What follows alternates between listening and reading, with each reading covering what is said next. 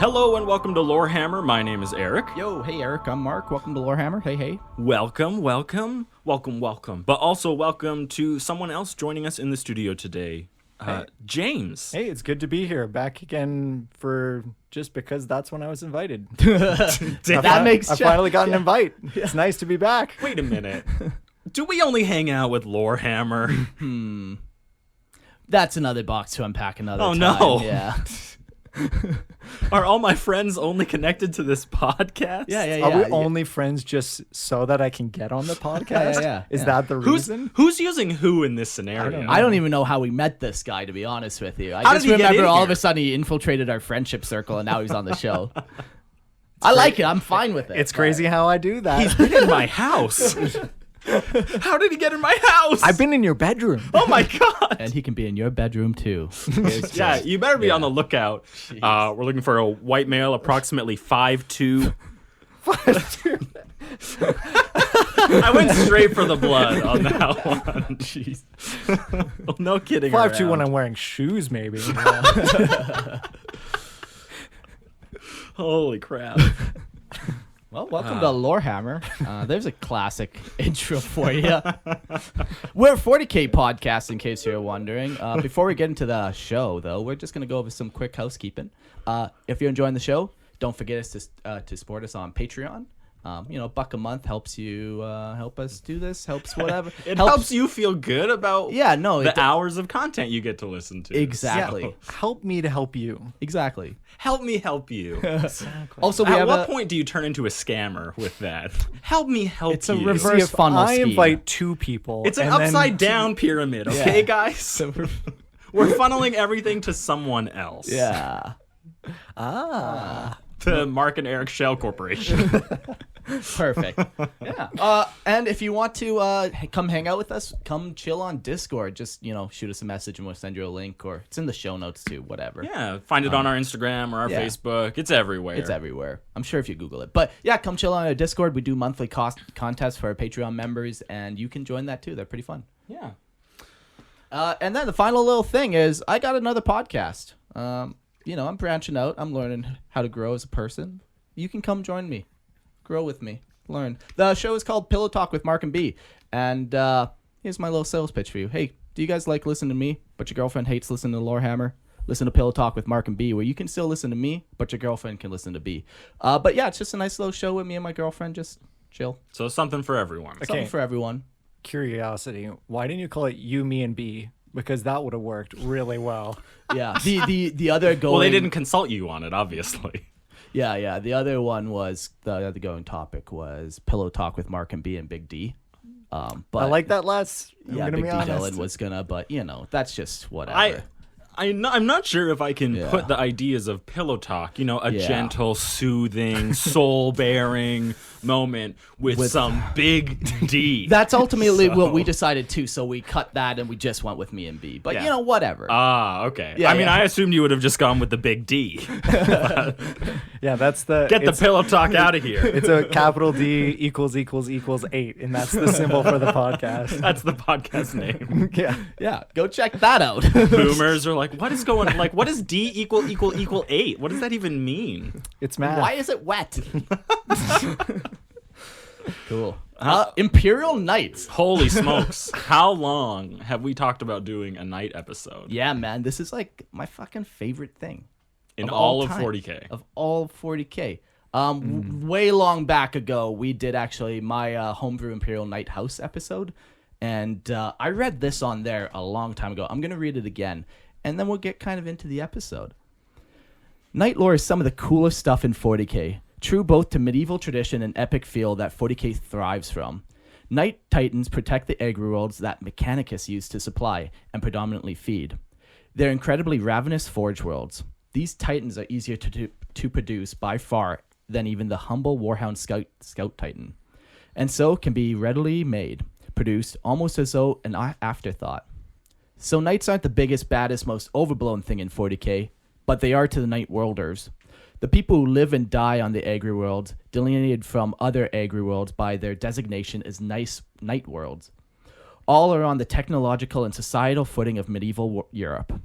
A lot of these worlds look like Bretonia from World Warhammer Fantasy. Kings and queens and Arthurian legend, stone brick castles and skull-capped peasantry abound. Fields and forests extend to every direction without end. Remember, it's much more important to obey societal doctrine than to optimize food output.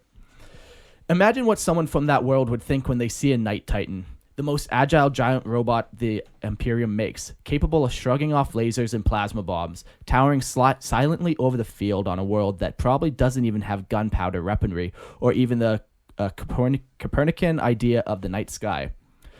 The kingdoms of the planet may have their petty wars, but life is dominated by the meeting of food and resource quotas of the machine men from the sky, who build and fix the nights that the children and adults view with awe and reverence, like some amalgam of god and monster. These machine men could destroy entire kingdoms on a whim by dropping stars from the sky.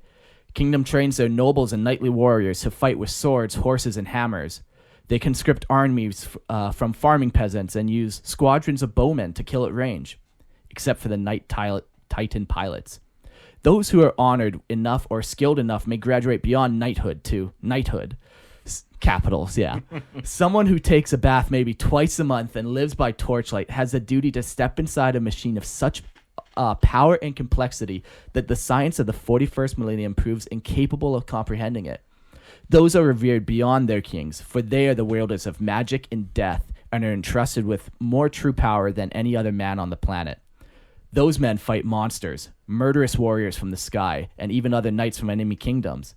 Sometimes when the machine men come down when they aren't expected, the men who pilot the god monsters must go far away to battle and fight alongside the machine men in their wars. Not a war on the other side of the world, but a war on a distant star, surrounded by machines and giants even larger than they are. Imagine the man who has a lifelong job of knowing how to run the knights, whose sacred duty is to recruit and train pilots. Imagine a lord or general may give the order to bring the cavalry along the left flank and fire the laser cannon onto the walls of the enemy castle. Despite his most valorous deeds, his children grow up playing with a giant metal god standing over them, silent, omnipotent, resplendent in livery and gold leaf. These children one day grow up old and tell stories not of lords and generals, but of the time when their kingdom's metal giant slew a great beast, or raised an entire castle single-handedly, or ran across the entire world to deliver medicine to a dying king. Imagine what a pilot is to his subject, or his lords. What legends would be told of them, the men who step inside their kingdom's giant. Their legends are not sagas of indestructible gods or mortal emperors or statistic-scale tragedies, but of simple, honorable soldiers, told by humble, hardworking people centuries after those soldiers are all but dust in memory. If you're not crying tears of pure awesome right now, you're not slime marble or you have no soul. So yeah. I didn't write that, by the way. That was from 1D4chan. But yeah, there's a lot of cool imagery in there. And when we go through this, just keep picturing back to, just keep the image of Arthurian legend and castles and skull-capped peasantry and all these, toiling in the fields, except with a Reaper chainsword. It's kind of some little differences, but yeah, it's fun. I didn't want to start this right off at the bat in the beginning, but I have a concern. Okay. And my concern is that over and over you hear that they are on medieval tech worlds. Yeah. So, and you hear that it constantly says all knights are these worlds, but it doesn't make any sense to me. Yeah. I can assume that many are. I can even get behind that, but I don't even know if I could. Yeah. I don't even know if I could believe the majority of every single knight world. The only technology they have are these massive things. But I definitely prefer the image of what you're saying. Yeah, that is a way cooler image to me than a knight on Terra or on Mars. Then it's just one in a million or one in the many. But when it's on that world that has nothing, it's way cooler. We talk about some of their armies and stuff, and you definitely get to see more of their not just always medieval knights. They have some actual standing armies with lasers and ordnance weapons and all these kind of cool things too. But even just the very first knight house created that was on Mars, You know, that's not some agri world in the middle of nowhere with peasants toiling the fields. So, like, obviously, I have less experience reading Knight codexes or whatever they're Knight codexes. Yep. But, like, is that the lore that they usually say? Is that these come from the agri worlds, or are they usually those codexes talking about them from, like, here's the Mars Knights, and here's another one from a Forge world, or, like, is that more where they talk about them? It feels pretty mixed, honestly, to me. But it's their inception, I think, is what people really focus on, because they weren't originally machines of war at all. Yeah. So that kind of we'll get into all of it and how it all kind of fits together and why you can have fucking 50-foot tall robots with laser cannons standing next to a bowman laying siege to a castle. We'll get there. Okay. Yeah.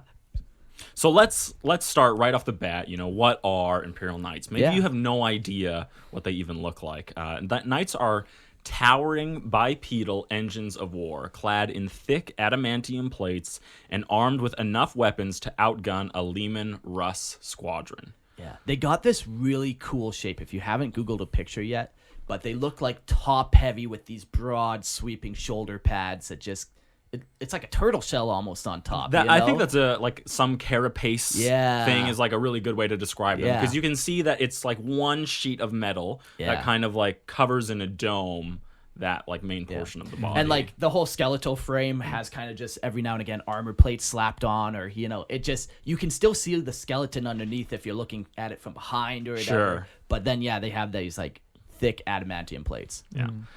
The pilots, or Scions of the Knights, hail from noble knight houses whose lines can be traced by thousands of years on feudal worlds of the Imperium known as Knight Worlds.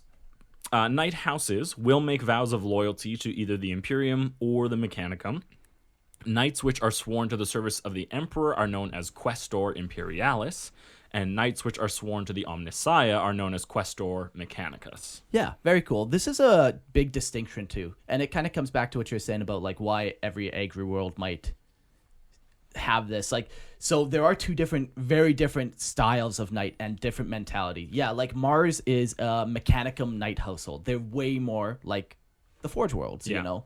They're typically founded with them. They grow up with them. Where a lot of houses aligned with the Imperium, they were those agri worlds that were originally the original colonization. Then the Imperium found them.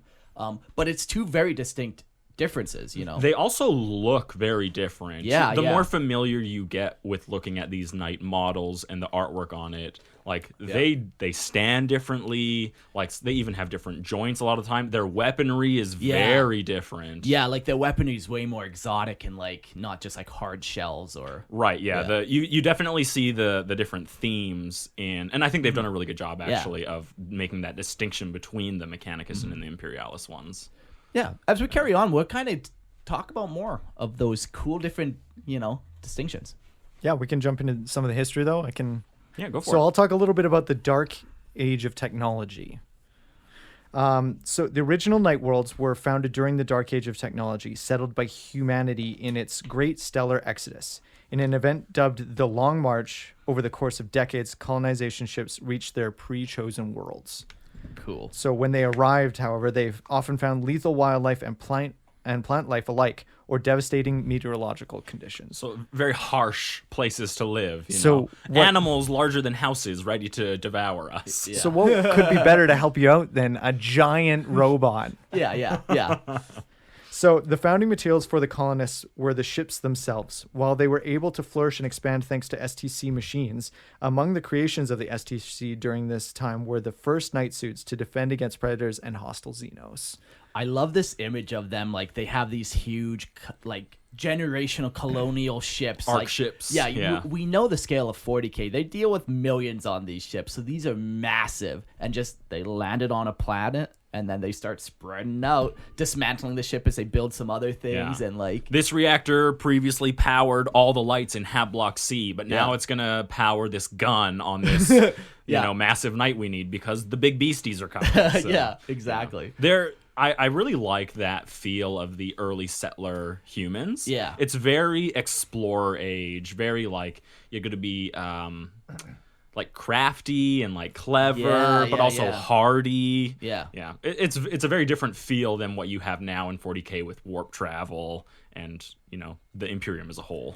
Well, yeah, because like in the 41st millennium kind of thing, you have this decay is kind of the main element or the main theme, but at that time it's all about like where humanity is expanding, where like it's growing, so there's a totally different theme at the center of what people are it was doing. like a hopeful theme as opposed to this, oh my god, we're dying theme. And it's not like a great crusade or something like that. It's like it wasn't military at all. It's almost like we're going to these places and then the harsh environments are what cause us to need the guns. It's not a conquest kind of thing as much. Yeah, like I guess the ship you would be on, you'd be like friends with everyone, you know. You're all there on that ship for a similar purpose, so you're not really going to wage war against people. There's so many people there. Yeah. There's probably like judges already there. There's like you know, entire families and communities that have grown up together. There's people that have been born on that ship that have never, like, they'll live and die on that ship before they can get to their planet. Yeah. Like, that's wild. Yeah, so the pilots for these suits were carefully chosen, but over the extended exposure to the Throne Mechanicum console, their concepts of practical self-defense and communal survival were replaced by ideas of authoritarianism, chivalry, and martial honor. Cool. Yeah, so over the decades, a feudal system formed, and those protected by the knights increasingly became vassals to their masters. Yeah. I just want to say something, too. So the word feudal does not mean medieval. A lot of people think that. Feudal is a style of government, like it's a system of government, where medieval is technology. So I think that's one thing that lots of people make the mistake of when they're reading this lore, is they read the word feudal, instantly think of knights. You know? Well, that one piece you said, the one piece that was written by 1D4chan, even in that one, they explicitly state they all are medieval, like, worlds. Yeah, like that's 1D4chan. I'm not gonna say. I was trying to read this, and I was looking on Lexicanum, and Lexicanum parrots it a couple times. So like it's totally possible that's just like the theme they're trying to hammer home. Yeah. But to me, like, if let's say you want to build a night house, you don't have to build it on a medieval like tech world. Yeah.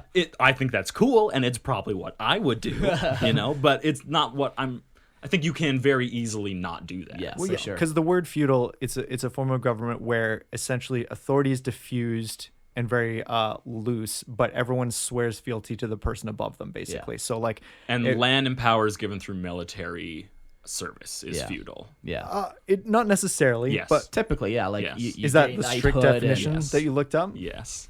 All right. Because I was like, I'm wondering, what exactly does feudal mean? So I looked it up, and it is specifically given through military service. Cool. Yeah, so that lines up perfectly with knights, you know? I think it does. Marching to war. Yeah, I was curious whether like feudal actually fit to exactly what we were talking about. The only thing that I think feudal might not fit perfectly is the one singular ruler. Because, like, a king is at the top in, like, a medieval classical feudal system, and he gives it to his vassals through their military service, and he gives them land that they can farm, and then peasants that will fill his armies. But in knights, I don't think there's necessarily one person. I saw the High King. Yeah, like, so it really depends on the knight household. They are family lines, but sometimes also knight households have hundreds of people where, you know. But even then, like, the knight house itself doesn't necessarily swear to someone above them. Yeah. So the knight house is also like the king and the disbursement of military. Yeah. Like they are the king and the military service. So like even though they have knights inside that are swearing, they're only swearing to their own knight house, which they're already a part of. Yeah. So, it's like a weird double dip. I'm gonna let you have it, Eric. What a gift! Yeah. Oh, what a. I wholeheartedly disagree, but I'm gonna let you have it because I'm so happy to be back. Yeah, you better be careful what you say. I'm watching myself. That's right. Yeah, so the dark age of technology, you know, we know the story. Humanity just goes across the galaxy and flourishes, you know. The Age of Strife. Later, during the Age of Strife, Mars sent out many expeditions of spacecraft, hoping to find remnants of human knowledge on the other worlds. They found an archaic galaxy where the ancient confederacy of interdependent human planets no longer existed. The human worlds discovered remained little of their old technology. They had developed into feudal states ruled by aristocratic nobles who welcomed the tech priests and as long-awaited saviors. The reason they did this is so they've been battling, they've been isolated for like thousands, tens of thousands of years, potentially some of them, and then all their technology's been degraded. You know, they lost the STC on how to make a battle cannon. Now this knight's less effective. And, you know, when the Mechanicum came in, they had all this technology and were ready to trade. So all of a sudden, everyone's like, we can live again. We can survive. This comes back to my question of, if the Mechanicum are showing up, Yeah. are these people only bartering for parts and services rendered directly to the knight? Like, why didn't they barter for a means for transportation or a way to make new farming tools? Yeah, like, they do everything. Like, as soon as you get, that's like, the medieval tech, right? Like, yeah. so many times it's communicated that, like, all they have are knights. They're still using oxen to drive their plows. But, like, and the knights are important, very important. Yeah. But at some point, there's, like, also other priorities that must have been on their list, right? Like, power and tradition is a powerful thing, you know? Like, we've been doing electricity. Hey, man, you know, you can't, fucking people will still worship gods and you think, why? You know, whatever, it's crazy. People do whatever they want to do, you know? I don't think those are exact comparisons. You know, people think it might be good to downtrodden the people and just keep those people under boot, you know? It's just whatever. People just do doesn't seem very honorable. People And that's do supposed to be what crazy knights are things. doing, well, right? no, they're keeping you safe, you know? You can't have... But that's not honorable. You can't have laser guns. That's not going to keep you safe. I'm keeping you safe. That's... I could see a little bit of both. Like, I think part of the weird thing for me would be that how does a society, a whole planet worth of people, stay at the same level for like the thousands and thousands of years? Like, for 10,000 years since the Horus Heresy, these knights these worlds are the exact same. Like, what's keeping anything from advancing out of that Middle Ages Sure, level? even without the intervention of the Mechanicum, you know, what's stopping anyone from exploring other avenues? Especially So when you know it's when possible we because talk of the about- stuff you've seen. Like, you know that there's these metal mechanical men from the sky. Why aren't you trying to do anything? Like, you know that is possible. Yeah, the idea of reverse engineering is instantly easier than the idea of, like, blind exploration in the realm of technology and science. Yeah, but... So, there's a couple things. So, the Throne Mechanicum, which we're going to talk about a lot later, it does things to the pilots where they will want to uphold things or just not let things progress. So, like, they're not letting people do anything. They're not letting the people progress anymore. So I'm not like, sure it's I've ever seen that about the Throne Mechanicum. Yeah, the loyalty I get. Yeah. Like, we'll read more when we get But to the it. lack of progression? Well, it's just like they're so ingrained with tradition, and like to even function at court, some days you have to read off 100 names just so you know it's all tradition. So to break tradition is not allowed. The knights won't let you do that. So when they're being psycho conditioned by the Throne Mechanicum, tradition, honor, boom, all that, like, I'm not saying it's the best excuse for why this happens, but like, yeah, if tradition is your primary concern, one of your 3 primary concerns, you're not going to let people progress because that breaks tradition. Yeah, I mean, if we're poking holes, I guess you could also say, like, how does it make sense that a medieval world is producing enough food to supply an entire forge world? Grox, man, Grox meat. because when it comes down to it, medieval societies could barely feed themselves. Yeah, so. hey, listen, you sons of bitches, just hop on board the hype train. We don't need to get into shenanigans. I'm on. Throw logic Choo-choo, out. motherfucker. Let's go. Okay. The tech priests settled among the feudal empires, or night worlds, choosing planets that were mineral rich where they could rebuild their industries. They established Oh, and that's another thing too. So these night worlds are ancient, thousands of years where they've just got isolated. So maybe when they came to the planet, you know, they had all this tech, but you know, as time degrades, you lose all that tech. You lose that ability to I think create. that sometimes that happens, but Yeah, I don't know sometimes. if I could get on board with that all the time. That happens. Every of the times, you know. I guess so. We're just talking about the number of worlds that look like this medieval. Yeah, that's setting. more what I'm curious about, because it does say constantly that night worlds are at medieval tech. Yeah. And like it's very rare to hear about a world that isn't a forge world, that is a night world that is not at medieval tech. Sure. I mean, I think part of it is just like rule of cool, because like the aesthetic, That must be it. the aesthetic of like I think it could have been done better. Have you guys heard of that game Scythe, where it's like that. It's like it's got the mechs in like that World War I aesthetic. Yeah. Okay, that is a beautiful aesthetic, and I love it. And maybe that's a little bit what they were going for, is just like these behemoths that are just so beyond everything else around them that they just become this magical, mystical, but mechanical thing. Magic and machines are same thing, I suppose, if you don't know what either to the are. uninitiated. Like, if you don't know electricity. My car might as well be a magic for all I know. Yeah, I fucking don't know how it works. But pulleys and levers, how do they work? Fulcrums and wedges. They established contacts with the Knights, trading with their worlds and investigating the ancient ruins where surviving technology could still be sometimes found. The Knights provided manpower and security against enemies such as marauding orcs and land-hungry Eldar exodites. In return, the tech priests provided technical expertise and help rebuilding their planets. Yeah, it just sounds like a lot of them just fell to disrepair. You know, they went out 5,000 years before the Imperium. Like, things just degrade. Sure, I can totally believe and then that. Rebuild. Like, let's say there was something that just killed off every engineer in the world right now, and the internet is gone. Yeah. Oh my god, the internet? Yeah. What about all our porn?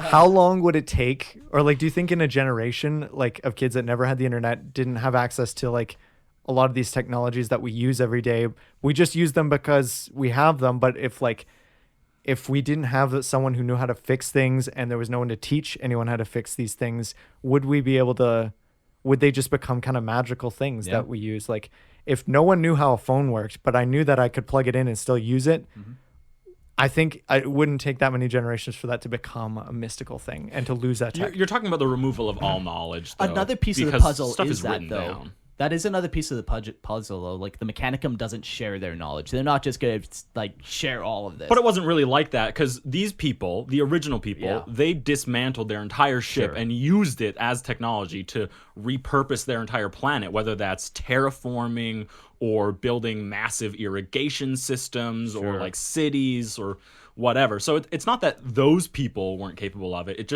It feels like something has happened in the process from point A to point now. And I'm not like, I can see degradation being a good answer, but it just, you'd have to explain it's it not still. Satisfying me, as fully as a good double cheeseburger would. You would have to give, like, I'd feel like there'd have to be some impetus. Like, why did everyone who knew how to do this before no longer know? Why was it not passed down? Yeah. Why was the knowledge lost? Yeah, there'd have to be a fairly good explanation for that for me to be happy with it. But I get the appeal of it. I know where they wanted to go. Every planet across the Imperium, essentially, though. Or, I mean, across the galaxy. That's not true. Maybe not everyone, but lots of them kind of just... Look at the Interrex. Like, one of the first human-like species that you encounter with, they were more advanced than the Imperium in many ways. So I don't know if I would say it happens to most of them, even. I wouldn't even say most, but it happens to some, for sure. Yeah. And I guess in a galaxy of unknown planets, that you just encounter a lot planets, of them. There's going to be stuff out there. Yeah. There are definitely 3+ planets in this universe. At least 3. All right, but let's not get crazy. Over the millennia, the Forge Worlds became powerful and the Night Worlds flourished under their wing. The Tech Priests and the Knights became mutually dependent and each Forge World became a hub of an empire consisting of a Forge World and its surrounding Night Worlds. I like that. I like the idea of a Forge World kind of building out its bastion of defense, but using star systems as opposed to just, a moat in a castle. So. The Knights learned much from the Tech Priests, and their societies were gradually transformed into technologically sophisticated cultures. Many of the Forge Worlds managed to maintain sporadic contact with each other, and the Tech Priests' obsession with knowledge ensured that discoveries on one world were distributed to others throughout the galaxy. The most important innovation that the Tech Priests brought to these Night Worlds were the fighting machines called Knights. These machines were one-man versions of Titans, much smaller and less powerful than a real Titan, but far better suited to the mobile style of warfare prevalent against the nobility of the Night Worlds. I'm not sure. I'm not quite sure what that sentence is. It makes it sound like the Mechanicus brought knights to them after they arrived. So this is in the Age of Strife. still. Like, this is still predating Imperium. This is still technically even predating Mechanicum. I thought the people brought the knights with them, not the Mechanicus. Yeah, they definitely had some, and then or not, depending on the ship for sure. Yeah, but either way, they brought knights back in. You know, lots of them lost the ability to do it. Yeah, and then they also branched out and set up a bunch of night worlds. Forge worlds branched out, set up a bunch. Okay. So you know, depending, still predates the Imperium. You know, so it all depends on the night world. And now let's move on to a little more recent history. So during the early Great Crusade, only 10,000 years ago, the rogue trader Jeffers discovered the first night world, and many were subsequently sought out and assimilated into the fledgling Imperium. I'm assuming that's like specifically a night world, because that wouldn't be the first time knights were No, like this, found. like, you know, this is another 5,000 years after the Mechanicum set up their Forge world and little night worlds, and then, you know, the Age of Strife happened and everyone gets separated, all the war storms happen, so everyone just kind of falls apart. But yeah, they kind of... Yeah, so this is outside of the solar system. Yeah. I really love rogue traders, and I wish that they were incorporated into more things in the modern lore. Like, I know they get sprinkled on stuff, but I just like the idea that, yeah, of course it'd be a rogue trader who would be like bringing this. It's like they're almost like some sort of like Renaissance era explorer going out, and that's kind of how they look too. So it makes sense. Yeah, he's going out. He's looking for new trade routes, new stuff to sell. They're definitely and like he just happens upon this. They're the vanguard of the Imperium presence. You know, like where a rogue trader comes, like. If you're a human planet, especially, you're most likely going to see an Imperial presence there soon. And if you're a Xenos planet, you're definitely going to see an Imperial presence soon. Later, during the Horus Heresy, many night worlds and their night houses pledged their banner to the treacherous War Master. Half, I believe. Not half of night worlds. No? Once again, the Throne Mechanicum kind of acts as a buffer for this. So is there, like, do they say how many? No, so... Because it's a half of everything else. Yeah, so now in older lore, so back in, let's call it 2015, I think the Night model is released. It might not be that exact date. We got a whole new, fresh idea of what Knights were. Before that, they were in Adeptus Titanicus as kind of just like these suits that you piloted that came from the Age of Strife. Very brief lore. So I've lost where I was going with that. Basically, there's two types. Yeah, so it's not half, and it's thanks to the Throne Mechanicum? Yeah. Because it brainwashes you, essentially, and it just, overrides your brain. So how did it not work then with so many? So it didn't work with so many, that's the thing. Because they have that, half didn't fall to chaos. Well, that's what I mean. Why didn't it work with the ones that did turn? Oh, like is there an explanation? You can override it. Like the Throne Mechanicum is overridden by sheer force of will. So you can dominate and control the Throne Mechanicum, but you're dealing with, like, once again, we'll get to it. I read an interesting piece that makes me think it's kind of inevitable for knights to eventually succumb to chaos. Why? One of the pieces said that knights. So I was reading the portion specifically about how knights fell, and one of the lines says knights that experienced too much trauma and catastrophe, eventually their machine spirits would just go insane. And then when the machine spirit goes insane, the whole thing is just open for influence from whatever. Yeah. So it's not saying they're all going to do it, but I like thinking like, oh, it's just a ticking time bomb, you know. At some point, they will visit, because it's the violence that they are also perpetuating over and over. You can only stain your soul so many times before it's black. Sure. So. Yeah. But do you like that or do you dislike that? I'm not sure. I don't think I swung one way or the other. I swing both ways, okay? You know? I assume so. I can see it from both perspectives. I like the idea that, like, oh, I have this guy, and it might just be tomorrow that he just decides, I'm done, and I'm going to go crazy and just start rampaging. But also, I don't know. Well, I don't like the idea that anyone every is single immune night to chaos. I think that's ridiculous. The other built-in fail-safe is the Throne Mechanicum will literally kill its pilots too.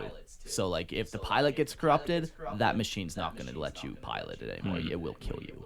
So there have been the 2 editions of canon where it's like they never fell to chaos, and that was back with the Adeptus Titanicus. And then when they did the new update, they released it where some fall, but it's still super rare. Yeah, I definitely prefer the idea that you can fall, and I like the idea that here's why not as many fall. You know, it's that's probably the best explanation I've ever heard, and it's literally just a machine. Yeah, just a machine will kill you. Like it's reading your thoughts, and like all of your ancestors' memories kind of get imprinted on. I like that machine. it's so anti-chaos. It just can't even be around it. So it's like, oh, you're even one particle falling to influence. Like, no, it's like you just can't exist in the same realm, so they just get it out of their system, right? So it's probably the best explanation I have. It's better than the stupid Sisters of Battle explanation. So because they're pure. Because they just have so much faith. Oh my God. Virgins can't fall to chaos, and all sisters are.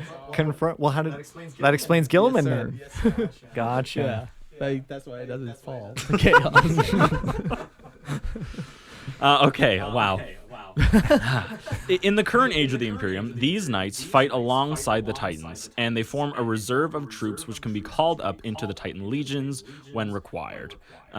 So they have close ties to the Titan legions, but they aren't necessarily a part of them. Yeah, like because they have such close ties to the Forge Worlds, and Forge Worlds and Night Worlds are usually tied. It just makes sense that they're all dealing with each other. You can even see the similarities purely in technology. Yeah. They share a similar shape, Exactly. The Night Houses are so dependent on the Mechanicum just for repairs and ammunitions and for servicing. Like, it makes sense that that's who you want to devote your majority of your loyalties to. Yeah. So I love the thought too that on their planet they're the most unbelievable badasses, blowing up castles, like mountains. Fucking, we don't dig in river trenches with chainsaws. But then they leave and they're surrounded by all those warlord titans. now they're the small on the battlefield.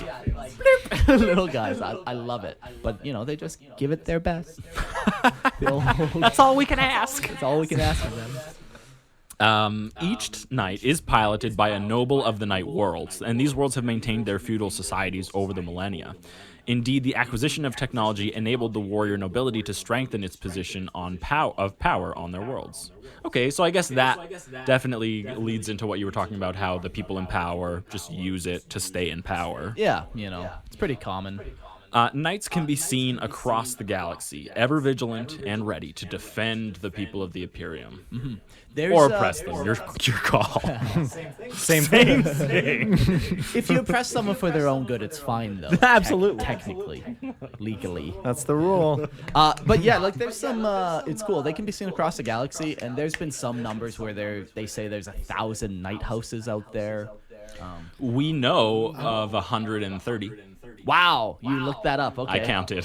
Perfect. Yeah. See, that's crazy.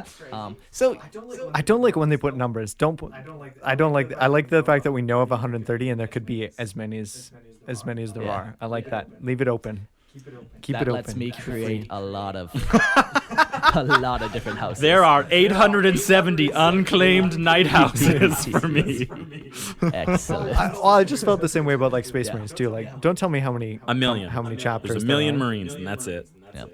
Yeah, I don't like that. Well, I'll take it back then. We don't know. Yeah. Unknown. It's a mystery. I don't even know if these things are real. I haven't been It's out in the impossible to know. The numbers are changing so often. Who's counting? Yeah, exactly. Who's Is some counting? idiot, Eric, scrolling on Lexicanum, looking and counting all those? No. They got better things to do, okay? I believe in the 183 we know of, but I just like the idea that just who knows how many there are. I think too many people don't account for the fact that the majority of the galaxy is unexplored. Sure, yeah. The Imperium has a presence everywhere, but they have the only area that I would say they truly control is the segmentum solar. Yeah. Yes, and that is the absolute smallest portion of the galaxy. It's so fucking tiny, and that's the only one I would say that we really know exactly what's in it. Yeah, Everywhere that else, one's cool. They say that there's no Xenos presence there. no, it's been completely purged of Xenos presence. Well, it's centered right on Terra, you know. But the idea is that almost everywhere else in the galaxy, unexplored. Sure. And there could be thousands of night houses out there yet discovered. There could be millions of more Marines out there that we don't know about. Like, good. Oh, thank goodness. Just when I thought I couldn't have enough Marines. We're saved. There's more. Now you're speaking my language. Cool. Well, so night worlds and houses. Night worlds are technologically advanced feudal worlds ruled by an aristocratic elite of noble families known as night houses, which we've talked about. So, like, is the idea then that, like, these are, like, kind of like a group, these groups rule, and then there's, like, a king over them, or, like, are they like, the there's rulers? definitely, like, a two-tier system where it's, like, you have the knight and the night house, and they definitely rule over the peasants. And the knight and the night house, they might actually have technology and working toilets and plumbing, but the peasantry... Those poor peasantry. Yeah, and you got to imagine that the ratio has got to be like 99% to 1%. Yeah. Sure. But, like, is, like, the night house, are they in any way loyal to anyone else? No. Because, like, we talked about, like, yes, could the there be Imperium. authority? They swear, like, oaths of loyalty to the Imperium. as a whole. But they're the ones who run the Yeah, planets. and here's the thing, though. They're the government. Here's the thing about night houses. We got to keep throwing this out there. They're older than the Imperium. Yeah, they swear loyalty to them, but it's not a thing. Like there are circumstances where they take that oath, and then maybe they now serve the Mechanicum. As long as they fulfill their oath, as long as they don't break that oath to the Imperium, you know. But if their 5,000-year contract ends, they might go somewhere else. Sure. They're not actually bound to the Imperium. Sure. They are as much as their oaths bind them. Exactly. Yeah. Because, yeah, there's no way, like, this thing that's so focused on tradition and honor would, like, isn't there, like, a term for those that break their oaths? Oath breakers, I think, are usually. Yes. Those that break their oaths are the oath breakers. Yes, sir. Yeah. But that's like that's not a good knight. Like, that's an ostracized, removed from the house, like, dishonor. Yes, possibly stripped of your suit. Yeah. Or maybe even sent on, like, a penitent crusade, you know. Free blades exist, we'll get to them later. So, yeah, I do think, like, I agree that their oaths only hold them as much as their oaths do, but there's definitely got to be some out there who are just like, we swear to the Imperium. It's just like a never-ending, just like there will be those who swear to the Mechanicus. And it's, like, a good example is, like, House Hawkshroud. They will, if anyone asks them for help, they will help. It doesn't matter who. If anyone asks, they just respond. Right. Yeah. Because it's just a matter of their honor that, we have been asked for help, so we will provide. Yeah. So there, according to this next line that you've written, there are thousands of night houses across the galaxy. Thousands. I didn't get to delete that. Idiot. Each world is led by either a single or number of night houses whose ranks are made up of nobles which pilot night suits into battle. Yeah, and that's kind of cool, too. Like, on a world, you could have multiple night houses, multiple families, and, all vying for the top house. Mama house. Yeah. Big house. The house on the hill. Night houses sworn to Adeptus Terra are led by High King. Directly beneath him are a number of barons, which each rule a fief or territory. While all barons owe allegiance to their king, they're not all equal, and some have different ranks. Like, these titles may change from house to house. That seems like a very individual choice, Like, the house gets to determine exactly who holds what power within their own territory. And a baron could hold 80% of the land, and another guy could be a baron and only hold 5% of the land. And so they'll have different power and authorities. Yeah. So I think I get it then. Like, the High King is a member of the house, and he's the one calling the shots. There's no one above him in the planet Usually, hierarchy. Yeah. But they are still forced to honor whatever oaths their house has made, whether it's to the Mechanicum or the Imperium or to another house even. Yeah. Sure, absolutely. I just mean, like, there's never going to be a member, like, there's not, like, a distinction between the houses and then, like, let's say, like, a secular government as over top of Not them. that I imagine. I can't picture any. Well, okay, maybe House Tyrannus on Mars. Like, there's no way House Tyrannus rules Mars. They would directly answer to the Fabricator General. Yeah. So in that case, they are swearing probably to a specific person. Yeah. So Gotcha. So it depends on the situation. I think it depends on the could be- planet, but I assume most night houses are powerful enough to hold their own planet. Yeah, you know? yeah, like they're the equivalent of Space Marine chapter. Like, you know, a Night House versus Space Marine chapter. I don't know who would win. Controversy. I don't know, I'd like to see some fucking Space Marines try to take out a Night House. I don't think they'd fare well. I don't know. Are we fighting on a feudal world where all the guys coming against us have bow and arrows? Or in space. Hard to say. Space Marines definitely win in space. Yeah, but those fucking bows and arrows, man, they're fucking In space. Bow and arrow in space. They'll travel forever. Exactly! There's no air drag, Eric. There's no drag. That's going to sail right through that Marine's helmet. Straight through. Just launching arrows through the void of space. The target is about 30,000 kilometers away. In about 6 months, he's going to be in for a world. So each baron in turn controls a number of knightly vassals which operate alone or in formations known as lances. Knight houses sworn to the Adeptus Mechanicus often accompany the Collegia Titanica into battle or are garrisoned to defend key forge worlds.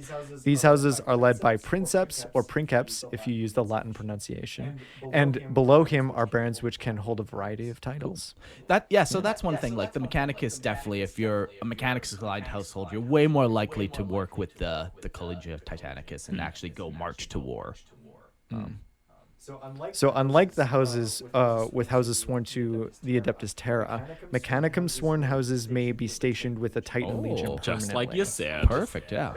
Bam! Yeah, that'd be cool, man. It's almost like you knew what was coming. Some houses will even kind of paint their colors similar and stuff to try to blend a little bit, but most houses of, they're older than some Titan they have Legions. their own honor and heraldry and reputation to uphold. Yeah, but, heraldry can change or added to more like it, so, So there are many knight houses in the Imperium, each with its own unique heritage. Of all the knightly houses, there are some that stand as giants among their peers, having attained their esteemed position by performing legendary deeds, or perhaps earning the favor of one of the Imperium's great institutions. These great houses, as they are known, are the mightiest of all knightly houses. Yeah, so these are like tabletop houses. These are like GW's like core houses. We're just going to give you a quick sentence and a quick little summary of what they are. I'll start. House Tyrannus. Their motto is honor thy forge, honor thy primus ordinus. The first of the knightly houses established was that of House Tyrannus. This truly ancient house predates any other by hundreds of standard years, for it was first founded on Mars during the Age of Terra. It's a long time ago. Yeah. Next, we have House Crast, which their motto is Crush the Serpent. House Crast was the first knight house to re-establish contact. Its proximity to Mars meant that the knightly houses of Crisis were able to swiftly resupply their knights with new weapons and equipment. During the Horse Heresy, the Night World was raised, but this only strengthened Crast's resolve against chaos. Mm-hmm. They burned our homes, all burned their souls. We're all even changing our motto to Crush the Serpent. So House Raven, their motto is honor and violate, closely eternal. I have no idea if I pronounced that correct. There's a lot of weird words. That's not in there. English. I wouldn't worry about it. All right. Of all of the knightly houses in the Imperium, House Raven is the largest by far. Indeed, Raven's knights number in the hundreds, with dozens of households ready to answer summons of the Adeptus Mechanicus should they be called to war. Fun tidbit about House Raven. They went on a crusade at one point, and 4/5 of their entire house left the planet. Whoa. Left it undefended, pretty much. And knock, knock. The great demon Bellicor shows up Oh, whoa. and Okay. destroys the planet. Bellicor. So now they've changed into a crusading. Whoa. Night house. Cool. I didn't know that. That's sweet. Okay. Very cool. That's a little unfortunate for them. Yeah. They're still huge, 4/5 is 80% of whatever they had was a lot. But Yeah. now, they're on just an eternal crusade in the stars. cool. Yeah. Crazy. Bellicor, that son of a bitch. He's always up to something. He's a sneaky that guy. boy. House Cadmus. They who are not our allies are our prey. The knights of House Cadmus are peerless hunters. Indeed, the yearly so-called cull has been central to Rosarian society for millennia, an event in which the nobles compete to eradicate the verminous abhumans that infest their homeworld, and, in doing so, hone their skills that they put to use against the greater threats facing the Imperium. Now I have to wonder, Yes. in this call, are they in their knights piloting against these abhumans? Yeah. So much honor is gained by stepping on all these small people. In their medieval world, they just have these thatched houses, and they just like sticks with like stones tied to them. Like, oh no, the yearly call is upon us. Peerless. they leave just Fearless. they leave enough so the population doesn't get smaller. They're good. They're cultivating their. It's truly like hunting tags, and like, okay, this year we're allowed to kill 8,500 abhumans, but make sure you collect their ears because we need to know exactly how many we got. So. Yeah, we want to know the population health. We don't want it to get too small. Well, we need it for next year's call. Jeez. All right, House Griffith. Honor and fury, courage and strength.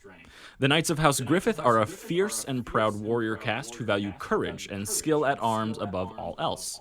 Duels of honor are commonplace amongst Griffith's hot-headed knights, and tournament winners dictate the standings of each family in the society. Cool. That's pretty important to be good at duels if that like indicates your standing and determines it. I love the image of just knights dueling in like a jousting arena surrounded by the fucking peasants. It's just like one shooting a battle cannon, the concussion blast kills all the children in the first row. They're like, yeah, knights! It's fucking crazy. One knight just ducks, and boom, there's half the stadium gone behind him. House Hawkshroud. No request for age shall be denied. To the noble knights of Hawkshroud, honor is the single most important virtue of all. So essential to their way of life is the esteem and reputation of their house, that Hawkshroud's knight will honor any call to arms from those they have earned their loyalty and respect. Cool. Very cool. Very reliable, dependable knight house. Yeah. House Terran, glory and honor. Hailing from the tranquil world of Volturus, the Knights of House Terran have earned countless battle honors over the ages. Their house storied history is replete with tales of valor, strength, and glory in battle, fought from one side of the galaxy to the other. Their history is so long that the Knights would rather be in the fires of war than in the citadel for hours listening to the names of ancestors dead for 1,000 years. They got some stuff written down. They got some genealogy. You thought the Bible genealogy was bad? They got it all, and all. So, including deeds. Not just only names. Did Jebediah beget Abraham? Yeah. It's Jebediah beget Abraham, and here's his 30-year-long battle history as well, which you need to memorize. Yeah. So yeah, like that's what they're about, I guess, but they don't want to be about that, so they just go crusade across the galaxy. Well, you want your history to be just, if not better, you want it to be just as good as all of those who have come before you, because you can't do them dishonor. You know, look at everything that they built so you could be where you are. Yeah. You got to keep building on for those ahead of you. I get it. That's Terran for you. Tearing that shit up. Fuck. Damn.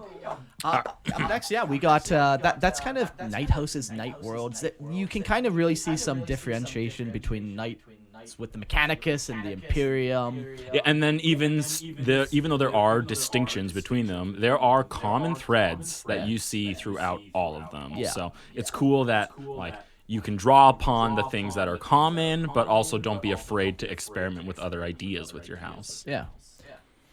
So next we have society, political, traditions, rituals. This is kind of like what it means to live in the Night House. Yeah. Since the dark days of the Horus Heresy, the Night Worlds have continued to establish themselves as an important and loyal part of the Imperium. Feared in battle, and almost unswayable once they have given their word, they are welcomed as powerful allies by Imperial commanders whenever their services are available. Daily life within the Knights' strongholds is bound by ancient traditions and rituals that can date back unchanged more than 10,000 standard years, and which the Imperial Knights feel themselves honor-bound to adhere to. You think they're going to let you upgrade your shovel to a power shovel? I don't think so. What? Does it really dictate the life of the peasants as well? Because do they participate in any of the rituals and traditions that the knights do? Like, I understand the knights with their the heraldry is important. You have to learn all the symbolism behind it, but the peasants don't participate in that stuff, right? Yeah, but because if I'm using like a farming implement and I say, hey, if I reshape this farming implement, it'll be slightly better than the one I have. Are they going to be like, you have broken the sacred tradition? Yeah. Kill him. Why not, man? I just don't. Is that witchcraft! part of the tradition of Night House? Are they involved in that the too? tradition more was built around how the Night House themselves, like how you honor your contracts, how you promote from within your ranks, how you should, deal with outsiders, or what do we demand of the peasants? I feel like anything that increases their productivity should be something that the Night Houses would be concerned with. Like, if you know that the technology is out there to increase productivity, and part of like your important duty is your quota, why is that not a part of like your honor bound? Like, are they not honor bound to their vassals as well? I think, man, it's just that they are so like consumed by their throne mechanicums and just like. But not all knights are. You get obsessed with it though. Like, we'll talk later. They really worded some good stuff that I read where it talks about like this all-encompassing obsession and drive. And like the knight just kind of beats that into you. So it's like everything gets amplified. If you were, aggressive as a person, you go in the night, now everything's been amplified a little bit. So even all these traditions and all that, while it seems illogical that we wouldn't let them use power shovels to reach the food quota, they're just so dug in. It's like a cult, man. Like, you just keep hearing the same things from the same people. It just you really 10,000 years of hearing the same things. Part of me wants to tie like a sense of rationality to it and like logic, but I guess it's 40K, man. We can't start that now. Not on episode 97. It's too late. It's much too late to try to bring rationale into 40K. Okay. I just try to make up excuses and hope to shit I can convince you. Just, come on, what about this one, Eric?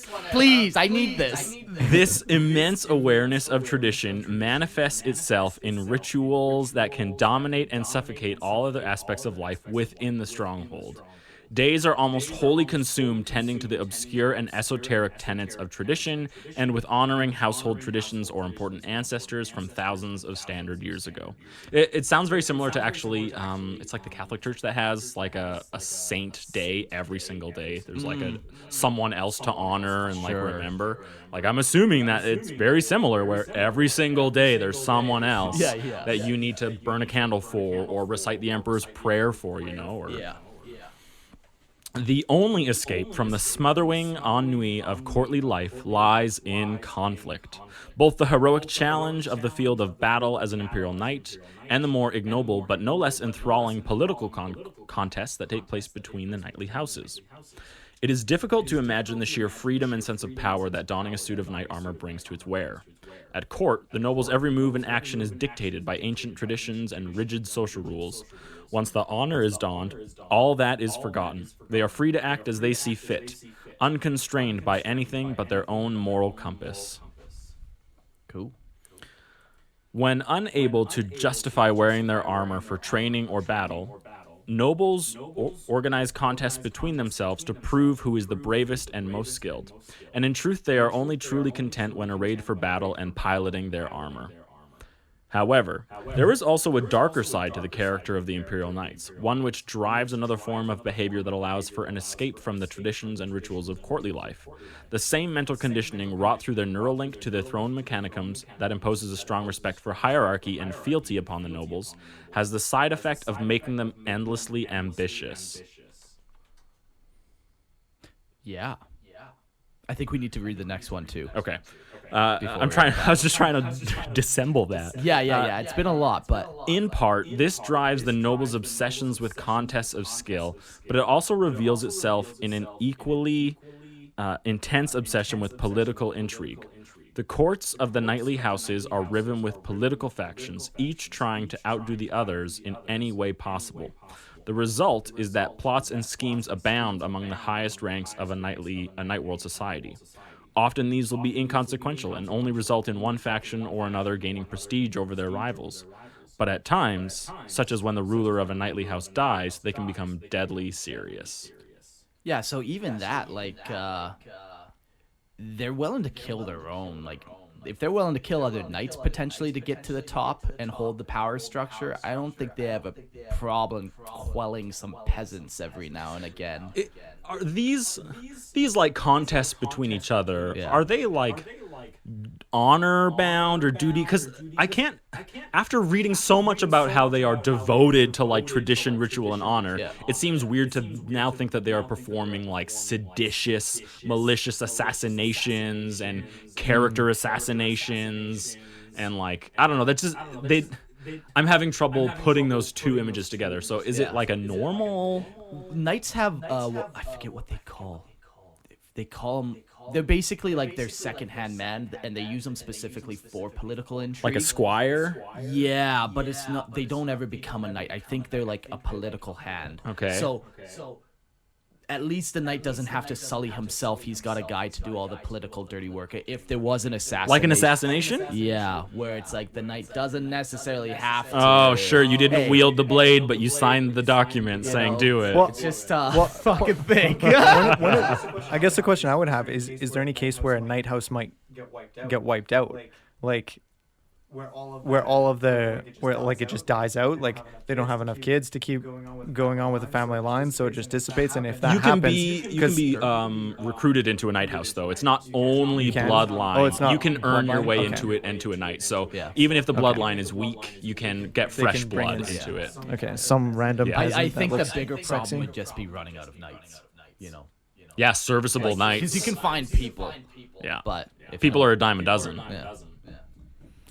So in these training or these contests, how often do knights get destroyed in these? Is that something that can happen very easily? Yeah, it doesn't seem worth it to risk this massive this piece of thing that you can machinery never- on something as inconsequential. I mean, I guess to them it's not inconsequential. Yeah. But But how many can they have Yeah. if they could like throw one away for a train Yeah, where they like- fire a huge cannon Like at another knight? That's I think just the fun idea of it. I don't think they're actually blasting each other. Like you could do a lot of stuff. So what do you think it is? Like maybe it's like target practice, like they're shooting at down range. Maybe they're seeing who can chop enough trees down. These do say duels. Yeah, and you could still duel without the intent to destroy. Sure, But even if you're think like, that- okay, your duel is to incapacitate your partner, like let's annihilate both arms. Yeah, he can't fight back now, but this knight is now out of commission. Yeah. Hey, look, if think that'd have to be somebody rare. steps on your turf and challenges you to a duel, You gotta step up. You gotta take that glove Sure. off and smack him back. But how many knights can a knight family have? Some have hundreds. Some only have one Sure. or two. But Let's say you have two knights. Can you really afford to answer a duel to someone? If you're like, if I might lose 50% of all my serviceable knights right now by answering this duel. It just seems like, especially if there's such this rare resource. I feel like you this- guys are trying to that they can't rationalize reproduce. this again. What happened here, guys? Why are you trying to rationalize this? We're talking about fucking peasant skull cap peasantries and 50-foot tall robots here.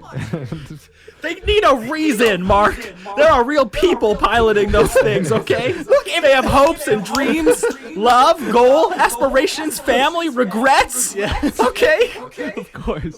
Of course. There's so much more. I like the duel. I definitely prefer thinking that their duels are fought outside of knights, but there is nothing cooler than imagining a massive stadium with fucking 5 knights from 5 different houses all entering a brawl. Yeah. You know, like, who's gonna win the cage match? Oh yeah! You know, It's Gravedigger back out of retirement. yeah, like that would be awesome. Yeah. It's just And like when we were reading over those night houses, only one of them was like known for competitions of this scale. Like there's a night house and it's a great house and they're known for doing these. So, most other houses, it's probably pretty rare, Sure. So do you think that these knights, these nobles, are participating in like actual like assassination? Like the knights themselves. Yeah, like well, if they sign the seal, is there any different? Yeah, like I could see some doing it. Like they're like brainwashed with ambition to just do it. It's that weird throne. I thought it was all like based on like I thought the leader of your house determined everything. So if you kill someone, like backstab them, poison them, that just doesn't seem like an honorable action. You know, like how can your High King truly be like, yes, I'm you. Yeah, there's a vacancy now, and you instantly get their place. It feels like if I don't know about it, it would be okay. But as soon as I find out about it, it feels. I don't know if you're familiar. I'm not the arbiter of morality. I just know that. I don't think you did, but do you know like Driz Do'Urden, the Drow elf? Okay. Forgotten Realms, Ari Salvatore. It sounds a lot like Menzo Baranzin. So in it, there's like these house elf families, and war is like strictly forbidden between the families. Yeah. Like, and it's super enforced. If you get caught even like making plans of doing this, you like the full force of every other house is gonna come down on you. Yeah. But if you can do it in secret well enough, leave no witnesses, leave no trace, it's totally fine. Yeah. And I'm wondering if that's kind of what this is like, where if any of your not evil, but if any of your dishonorable intention comes out, you'll be like struck down. Like, this is not what your ancestors did. Yeah. This is not the tradition, the rituals. Yeah. But if you can hide it well enough, maybe then there's no problem. Like, I'm sure a lot of them like don't actually assassinate, but just use like, okay, there's this law here that you can't do X on Tuesday. It's not a big deal, but I'm gonna make this guy do that. Boom! Now you're out. That's character assassination. So it's just assassination of a different form. Yeah. But yeah. It's still the same thing, I guess, technically. You're just wrecking on a someone's life. morality level, but. No problem. You think this is the first life I've ruined, James? No, okay. whatever, man. I'll leave a trail of bodies behind me. Yeah, man. We burnt out so many people's credit cards. It's ridiculous. It's crazy. You're next, James. Joke's on you. You should see my credit score. Interesting. I never really pictured them being anything other than as honorable as possible. Yeah. Yeah, like, it definitely is a weird thing. Like, I don't think they're going and killing their brother. But then again, you know, Cain and Abel, we have tons of story where people just murder people. I mean, this does say it makes them what? What's the ambitious line where it says, makes them endlessly ambitious? Yeah. Like, what's more important to them, their honor and like the ritual and tradition of their household, or their ambition? Yeah. Maybe you could reconcile them to be one and the same. Like, well, if my house to be like, for me to uphold my ancestors and the tradition of my house, I must be at the top. And so you would like, this guy is bringing down, the quality of our house, so I must like remove him. Yeah. You could reconcile it. I think you could make that work. Oh yeah. If you're insane. I convinced myself. If you're insane. Things. Yeah.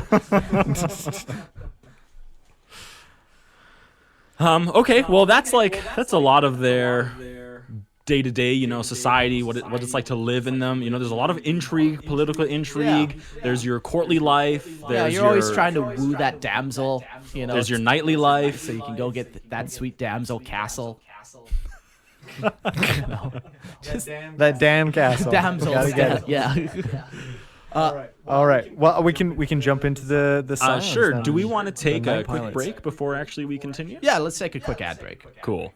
And welcome back to our Imperial Knight episode. We just finished talking about some daily court life things about knights, and I think we're ready for the next section. Yeah, let's talk about knight pilots, aka Scions. So the honor of piloting a knight and becoming a Scion is usually reserved for the first or second sons of the aristocracy, keeping power close to the family. When a noble of a knight house reaches their 18th year, they must undergo the ritual of becoming, an event that is viewed with great honor and solemnity. Cool. Inside the house's sanctuary, they are connected to one of the vacant throne mechanicum. They are then left, typically for a full night, alone. The young aspirant must wrestle with the energies of the throne mechanicum. These thrones retain digital echoes of the many previous pilots attempting to imprint their psyche upon it without being overwhelmed by its cerebral engrams in turn. So this is one that isn't in a knight and is never in a knight? No, this is a person that's going into. No. The throne mechanicum. It's not in any knight. Yeah, right? no. Yeah, like it's cool. It's like a training only thing or a ritual only throne. No. So think Pacific Rim when they drop you into the cockpit. You actually get into your throne mechanicum, and then they lower that into your knight. So so this will be your throne mechanicum. This will be yours. They take it out and they drop you in like. Yeah. Interesting. So that's cool. That's interesting. It's smart because if you're in the throne mechanicum that is also in the knight and you go crazy, now you're in a knight and you're going nuts. So you're just going to destroy the entire castle that's around you. But instead, if you're just in the throne mechanicum, you're just going to die. Easy. No big deal. Yeah. Well, speaking of going mad, sometimes the process is enough to drive the aspirant mad. Other times they are killed outright. Those who survive are forever changed, their childhood left behind, and the mantle of knighthood now resting heavily upon their shoulders. Do you remember when I wrote the story for Zeke, my paladin in the circle? Yeah. And about how there's a moment, is called like the ceremony of transference or whatever, where all the previous lives of the other paladins who had that name would like enter you and become a part of you. Yeah. That's what this sounds very similar to, like where you are trying to keep your identity amongst this swirl of other personalities and memories and history.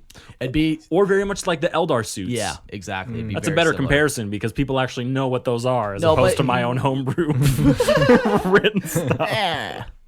You guys don't know? True Warhammer fans will know what you're talking about. That's right. Yeah, you've heard it before. Okay, that's cool. So they like contend with the will of this throne mechanicum. Yeah, like these like impulses. And it's cool too. Like the knight suit, this throne mechanicum will actually be able to take over the knight too. Like if the pilot's wounded or knocked unconscious, like the throne mechanicum has enough personality, whatever that means, consciousness, whatever, to actually take over the knight and make choices still. Yeah, isn't there a story of like a knight operating for like a week without where he like crosses like some vast chasm to like bring a message to someone else, and he did it all while like his knight was dead inside of him or something?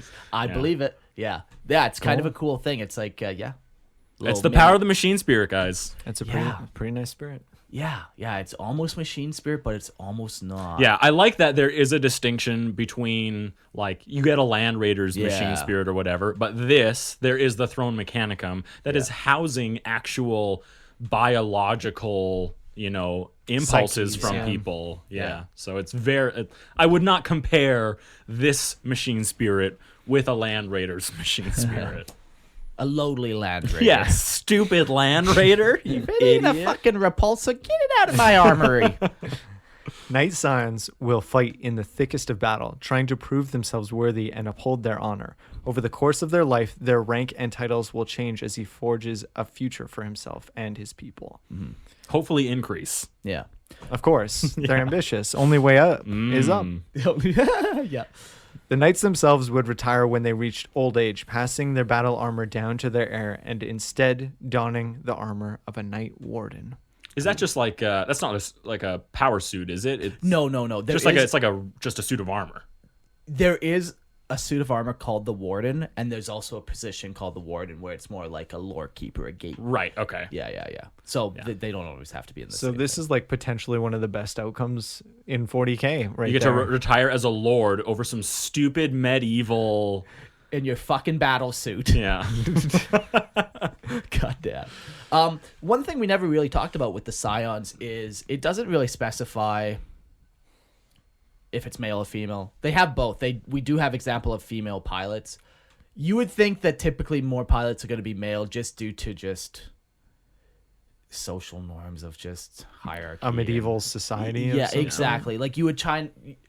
We know the intent of this. It's very clearly they're writing medieval fucking lore. So you can kind of interpret that most pilots are going to be male, but they're not always male. Most pilots are going to be your firstborn. They're not always. Yeah, you can have a pilot in your house who is not even related to you by blood. Exactly. So there's nothing wrong with having a particularly ambitious daughter exactly. who's a member of your blood. Exactly. Blood is definitely thicker than anything else out there. So Yep, and there are even some houses that have females in charge of them too. Yeah. Like so whatever. I think that it doesn't really matter. I like the meritocracy of night houses more than anything else. You know, like you earn your suit. Yeah. And you have to hold your suit. If you dishonor us, we will take your suit away from you. Even if we give you the suit, you still have to convince the suit not to kill you. Yeah, you exactly. have to fucking earn it. Yeah. Yeah. So I like that more than I like, but I do. I like the fact that your firstborn is given the opportunity first. Yeah. You know, there's a little bit of that backwardsness, and then there's also some of that like. You might even write your lore where it's like only our 15th born. It's like, well, we have to have better pump 15 out some fucking babies. useless kids before we get our knight. You know, you can do whatever you want. The seventh son of the seventh son. Exactly, man. Yeah, that sounds good. I need a new night house. I believe that's a Nicolas Cage movie. Seventh Son. I think it's called The Seventh Son, actually. That could be the chapter name, the Seventh Son. The Seventh Son. And it's truly only the seventh son is allowed to. And because everyone is already the seventh son of a seventh son, every seventh son they have is the seventh son of a seventh son. Holy fuck. You know, so. And it just keeps going on. The seventh son of the first seventh six, fuck them. Fuck them. They just get killed. Out the castle window. They just huck them off out of the window. There's just a pile of bodies underneath. Oh my god. That's 40K, bitch. These poor 1 to 6 sons. That's 40K. But yeah, it's kind of cool to come up with like if you're writing your own knight lore, like come up with like actually that tradition. How do they? Yeah. How are your knights chosen? Yeah, exactly. Is it just strictly genealogy? Yeah. Do you host a tournament once every 5 years? Yeah. And then like the winners, they come train and squire at your house until you deem them ready. Yeah. Do you go kidnap people? You know, that's definitely a 40K thing. So just go and kidnap those around you. Maybe that's a nice person you have. That's a nice person now I have. Oh, you want him back? Dead. Maybe you don't even recruit from your own planet. You only recruit off planet or something. Sure. You can find some really unique things. Yeah. Or like a rogue trader. Yeah, you like what you do is you petition some merchant or rogue trader or whatever to come back to you every 5 years and bring 10 of the choicest meats. Children to come to you. I didn't like that turn. Rogue trader's name is like Jeffrey Epstein. Oh no, God, no! I don't like this anymore. The other one was already Jefferson or something. I don't fucking know what's happening. I'm walking away from that. I'm not. All right, let's talk about knight suits. Yeah, please. Knight suits come in all variety of forms and sizes, most bipedal and 50 feet tall. Some made for speed while others made for ordnance. But all knights have 3 things in common: the throne mechanicum, thick adamantium armor, and ion shields. A noble does not drive a knight, he merges with it. Using interface sockets surgically inserted into his brain, the noble is wired into the control platform known as the throne mechanicum. Once a pilot is plugged into the knight during the ritual of becoming, the throne allows his own thought patterns to control the machine's movements. In return, the noble receives sensory feedback from the knight, allowing him to move with fluid grace that only the war machines of the Eldar can best. It's pretty neat. Yeah. I like that these are more graceful than the Titans. The Titans seem like these massive, monstrous, slow, but like ponderously moving forward. You can't stop them. Whereas the Knights, I like that they are known for their grace and speed. In the Dawn of War 3 trailer, they have this awesome scene. That is an amazing scene. Go watch it. Oh my god. Yeah, like an Imperial Knight charges at an Eldar Wraith Knight and just fucking plows through him. Yeah, just shoulder, lowers the shoulder, takes him out. You see one like crashing through a mountain. Yeah. Man, that's such a good scene. Yeah, very cool. These mind impulse control links allow the pilot to wear the knight suit like a second skin through the throne mechanicum. They can even feel, like, if they take battle damage, they'll feel that, and it can possibly even like do damage to their own brain. Like, I was gonna ask, is there some kind of guard or barrier that the throne mechanicum offers to, like, let's say the lower half of the knight body like disappears, like will that possibly do permanent damage to themselves, and like now they can't use their legs anymore? Like, you're connected to it, so there's very real damage there that could happen. That's crazy. Yeah, like, your mind makes it real. So if you die in there, the body cannot live without the mind. You think that's air you're breathing? It is. The two other things that all Imperial Knights have are thick adamantium armor and potent field generators called ion shields. Adamantium armor is pretty straightforward. We kind of talked about it, but ion shields. Adamantium is hardly the first time we've mentioned adamantium armor. Yeah, exactly. But ion shields, they're very cool. Ion shields is a unique and ancient technology that works by projecting an energy field across a narrow arc to the front of the knight. By quickly moving the position of the shield so that it intercepts enemy attacks, a knight is able to survive even the heaviest fire while still being able to fire its own weapons in return. I really like the phrase that they use to describe a knight manipulating its ion shield. Mark? Tilting? Or rotating. Rotating, yeah. Tilting, rotating, both perfect. Yeah. Like, tilt the ion shields, like rotate ion shields. It just sounds so knightly, you know? You just picture, like, you know, two medieval knights running at each other with the shield out front and just that little bit of a movement, and you just get perfect, and then you're unstoppable in the joust. Yeah. You know, they master that. Knight armor patterns can be very flexible. Each pattern was designed for a specific purpose or utility, and then can further be customized with weapon loadouts, making the suit ideal war machines to deal with a variety of threats. I talked a little bit about like how back in the day they had Adeptus Satanicus knights, and they had some more crazy exotic patterns. They had like a 4-legged horse one that actually looked like a fucking horse. It's strange. A lot of 40k stuff takes things from animals and insects. Yeah. And especially older Imperium stuff. If like remember the Legio Automata? Yeah, like they look like they look like scarabs on some. Yeah. Some had like crazy Praying weird mantis, claws. Yeah, exactly. Yeah. So older 40k took a lot from like animals. Yeah. So you know those. We'll see if we get those again. I've seen some crazy conversions where people will slap two knights together and make these weird horse knights, but I don't know. That's a lot. That's a lot to do. That's a lot of heresy right there. We'll talk about the different types of patterns. We're not going to go into like all the different war gear options or whatever, but just base design. The first and most common is the Questorus Pattern. The Questorus Knights are usually an older type, yet the most common type. The tall and versatile chassis allows a weapon to be placed in each of its two arms and then one on the top of the chassis. And that's normally like a rocket launcher, pod missile type thing. Or artillery gun, you know. Right. They have a variety of weapons, so you know you have this base class that you can then optimize to your fighting. Have you ever seen a model of someone putting like a turret mounted gun and then someone standing on top of the knight wielding that? No. Oh, okay. That'd be sweet. I've seen some where they build like whole citadels on the top and like some guy speaking from a pulpit on the top of the knight. Some saint or whatever, you know? Yeah.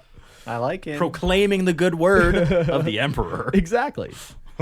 The next knight is the Sarastus Pattern, and this is amongst the oldest patterns of Imperial Knights. The Sarastus Knight are faster and more heavily protected, but far rarer sight on the battlefield. Is this the one that the leg joint looks really different? Yeah. Okay. This is a Mechanicum one. Yeah.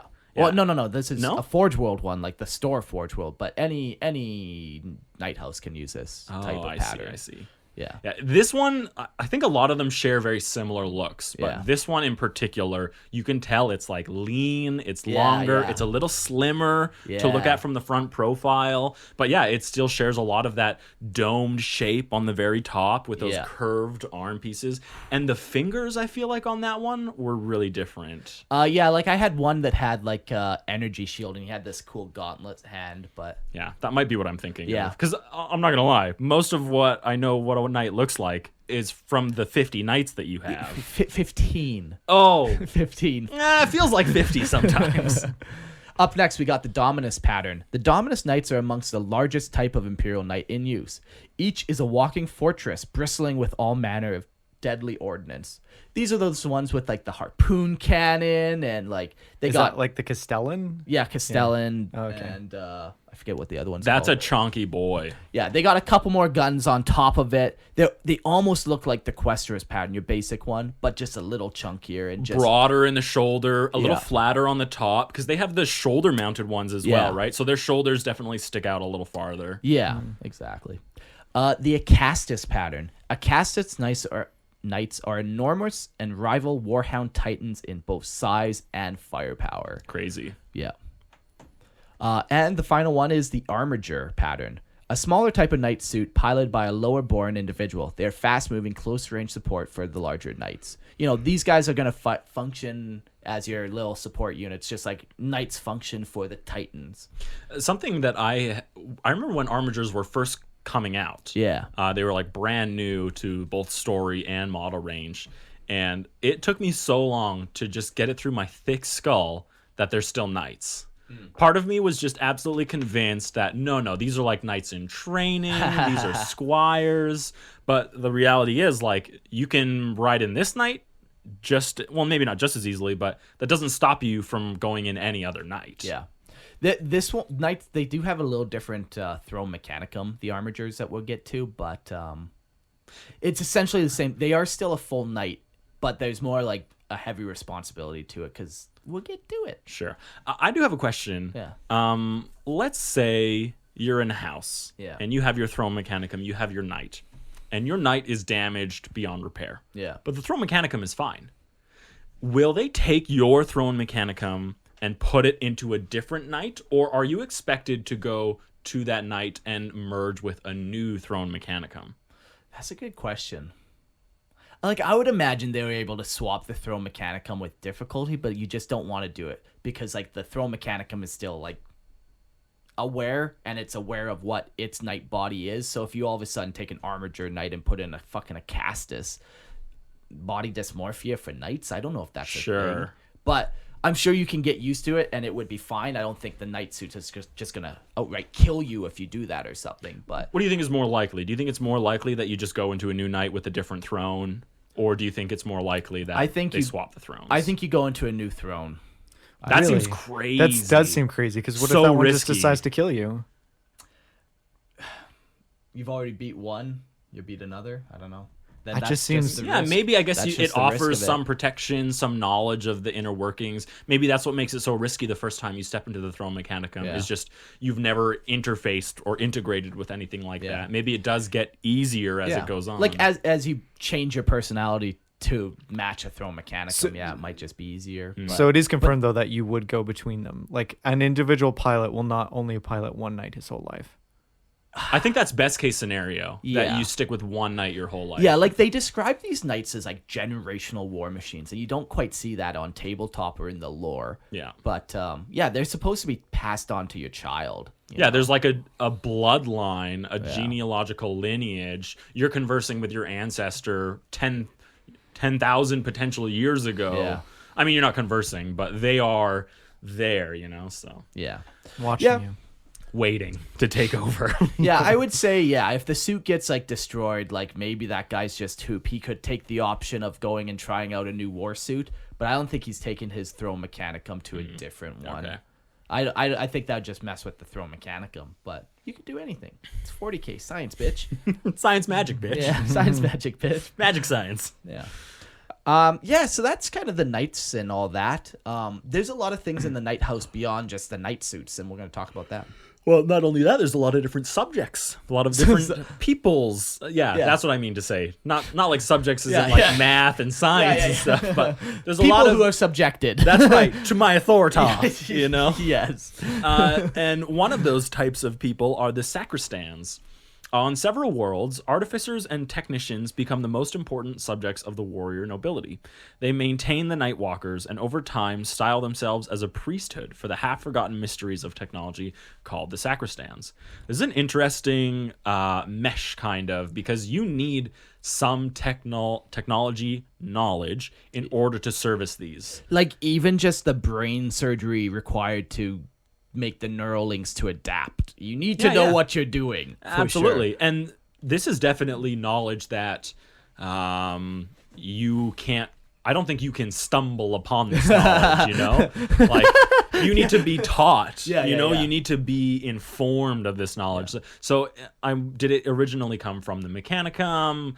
When the Mechanicus comes, are these sacristans kind of like pseudo part of that cult? Like, I picture them like tech priest or tech marines from chapters. You send somebody from your house to go train with the Mechanicum for 4 years, and they come back and you're a sacristan, but you're still part of your house, but you're You got your Mechanicum aligned interests now too. Is it confirmed that they leave to go study with the Mechanicum? I don't think it's confirmed. I think it would just be on a house-to-house basis. I like that idea. I prefer the idea that the knowledge is so hoarded and secretive that like no other sacristan in your house is willing to break that rule and teach it to you. You know, like everything that they do is done in silence and secrecy, and it's hidden and guarded knowledge or whatever. I prefer that. It's way more 40k to me. Yeah, like I see that happening on like an Agri world. But if you're on, House or on a Forge world. Yes, you're on Mars. Yeah, you're not sending your guys to a different Forge world to train. Right. But maybe you're actually going to the forges. You're spending time in the layers of the Mechanicum. Yeah.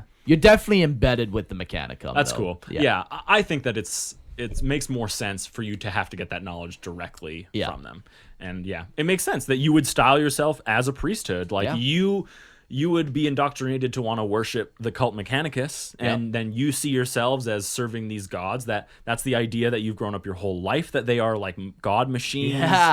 You spend time with the Mechanicus where they worship those machines, You service them and make them available for use. Yeah, you are a priest. Them.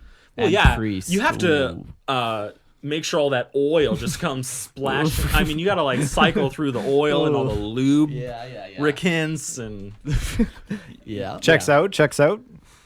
Can confirm. Anyways, let's talk about some bondsmen and get off of lube. Bodiesmen. I mean, bondsmen. People who are into bondage. Bondsmen. Yeah. The Helm Mechanicum is essentially... so these are our bondsmen now. Yes. Okay. The Helm Mechanicum is essentially a scaled-down version of the more prestigious Throne Mechanicum.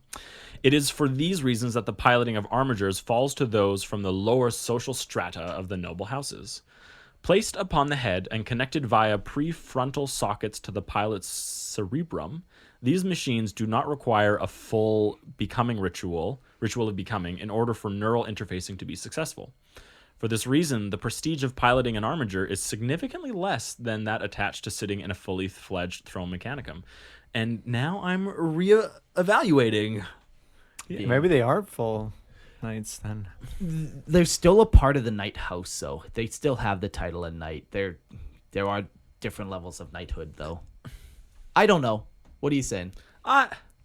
It seems like this is making a pretty big distinction between them. Like, yes, you are doing it, but you're never... It's...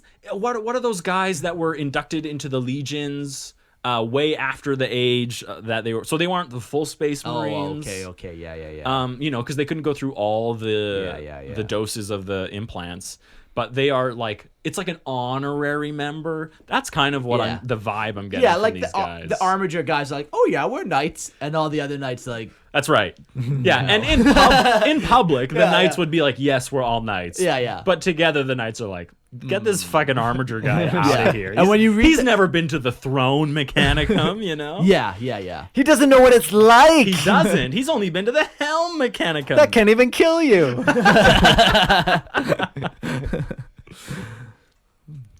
Okay, this is compounded by the fact that while armigers can operate independently, it is traditional for their Helms Mechanicum to be neurally slave to the command impulses of a larger knight, rendering them subordinate. To accept such mental serfdom is to possess the rank of bondsman, and while this is certainly no mark of dishonor, it is far from glorious. I get that. Whatever deeds you may earn as an armager is directly tied to the knight that is commanding you. Yeah, he's the one telling you what to do, so he's the one who and gets even the controlling deeds. you too, absolutely. to some degree, not just telling. So you can't even earn glory and honor in doing that. Like your service is glorious, sure, but I get it. I think I'm understanding the distinction now. Yeah.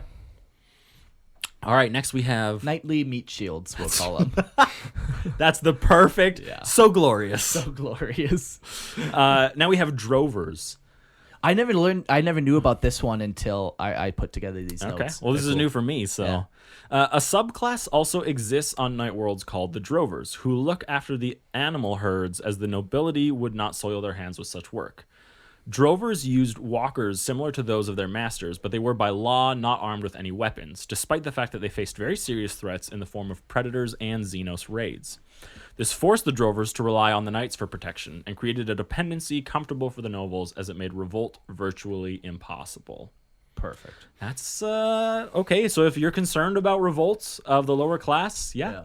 don't let them have power shovels. Yeah, you give them knight suits though, because everyone needs a cool battle suit. Well, yeah, you want them to have something to work for. yeah, exactly, exactly. But no las blasters. Yeah.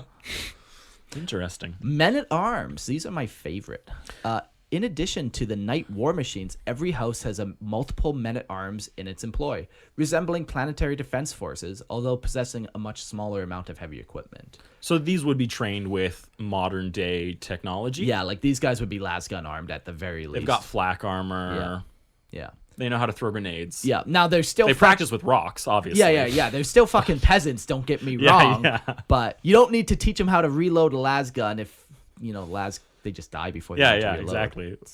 You know what? If you come back with an empty clip, we're gonna kill you because you should be firing every single thing you have at the enemy. So either you die before your clip is empty, or you go rush the enemy when your clip is done. Yeah. Don't come back here empty or with a full clip. A gun is still a bat technically. That's right. It's unlimited ammo. It's a javelin. It's fucking... if you attach a bayonet to it. So unlimited ammo. I love that.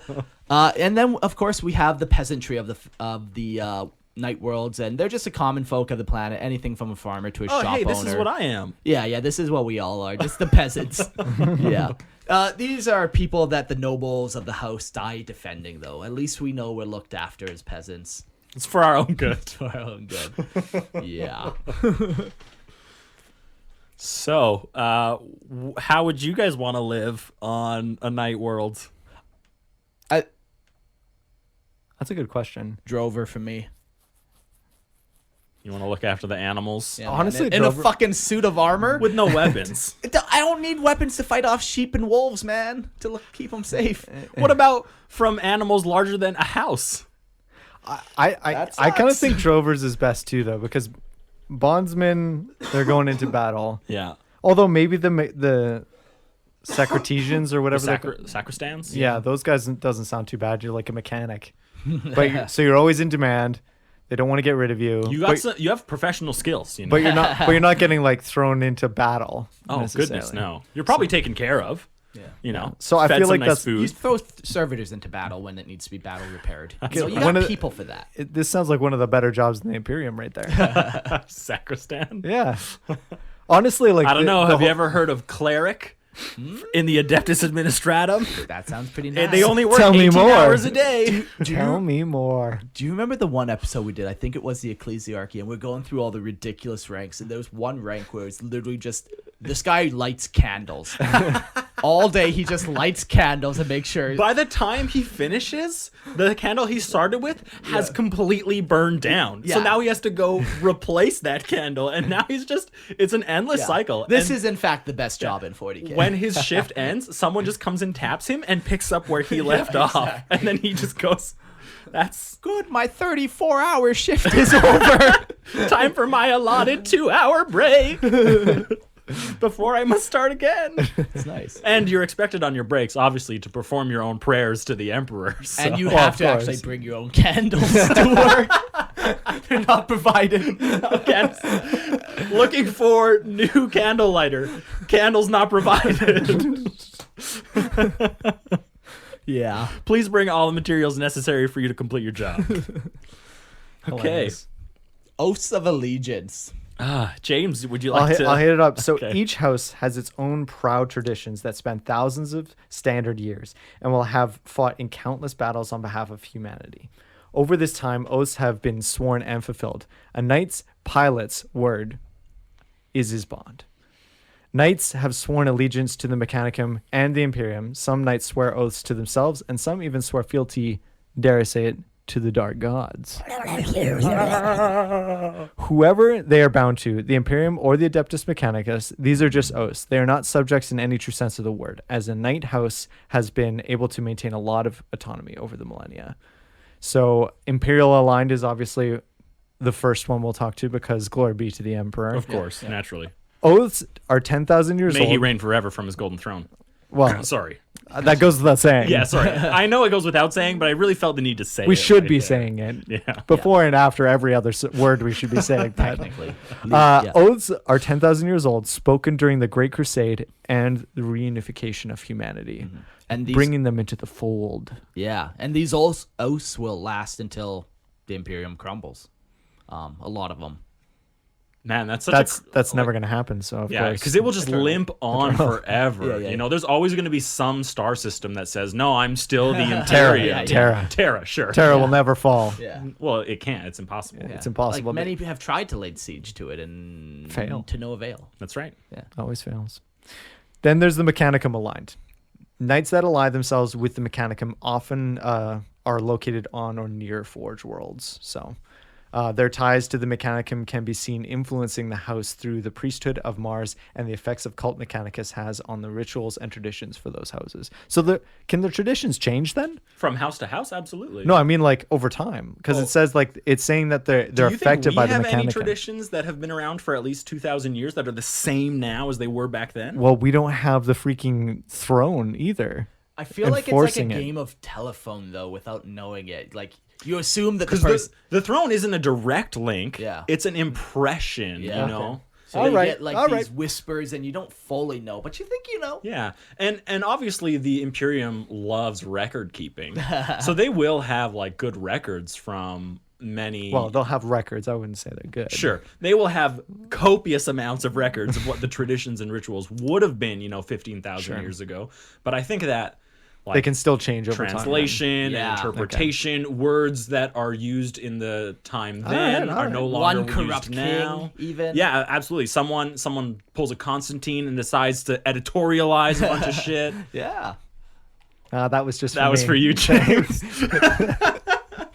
So I think that a lot of the essence of the tradition and ritual would survive. Sure. But I think it's almost impossible to assume Yeah. that you have the exact same ones. Yeah. Fair enough. We'll jump into free blades then. These knights owe no allegiance to any specific knightly house and usually travel either alone with a small group of retainers and scatarians, however you say that. Sacristans. Yeah, that one. Or in small bands of free blades. Traveling in the void on their own personal missions of honor, vengeance, or penance, forsaking the heraldry of their former house, giving up the names and breaking their past. They become mysterious warriors to those they fight alongside. It's very similar to the Death Watch in terms of like this is a place where you abandon your previous colors, your previous allegiances, and you're kind of a little freer to operate on your own, and you're trying to earn something or regain something. Or... Yeah.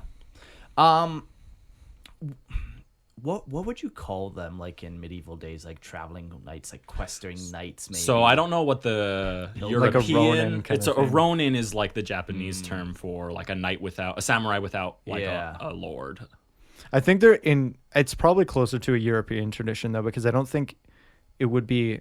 Europe is a pretty big place, so there's lots of different traditions. But in general, I think there wouldn't be any shame associated with not having a lord necessarily. Depends on how you lost your lord. Well, there's for example, in the 100 Years' War, there was the free companies, and they were just basically groups of knights that they just kind of fought as mercenaries. So I think they probably do follow a European model. Was not a shame associated with not If having a knight lord. is fighting as a mercenary for money, is that not that in and of itself a source of shame?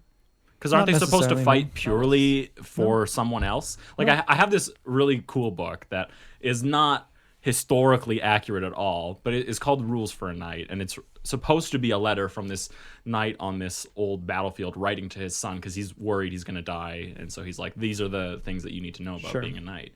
And in it, he does talk about how like your sword should never be used for anything other than the protection of someone else. Sure, and you might. However, And it's supposed to be an actual letter that this knight wrote to his son. Like, Sure. Like I said, Europe was a big place, so there'd be lots of traditions in different places. But I don't think it necessarily had the connotations that a Ronin did, because a Ronin is a Ronin because he failed. right? Well, they see any kind of like you lose your master, it's your fault. Yes. Whereas in Europe, I don't think there was the same connotation. You could be a knight who's just like wandering around.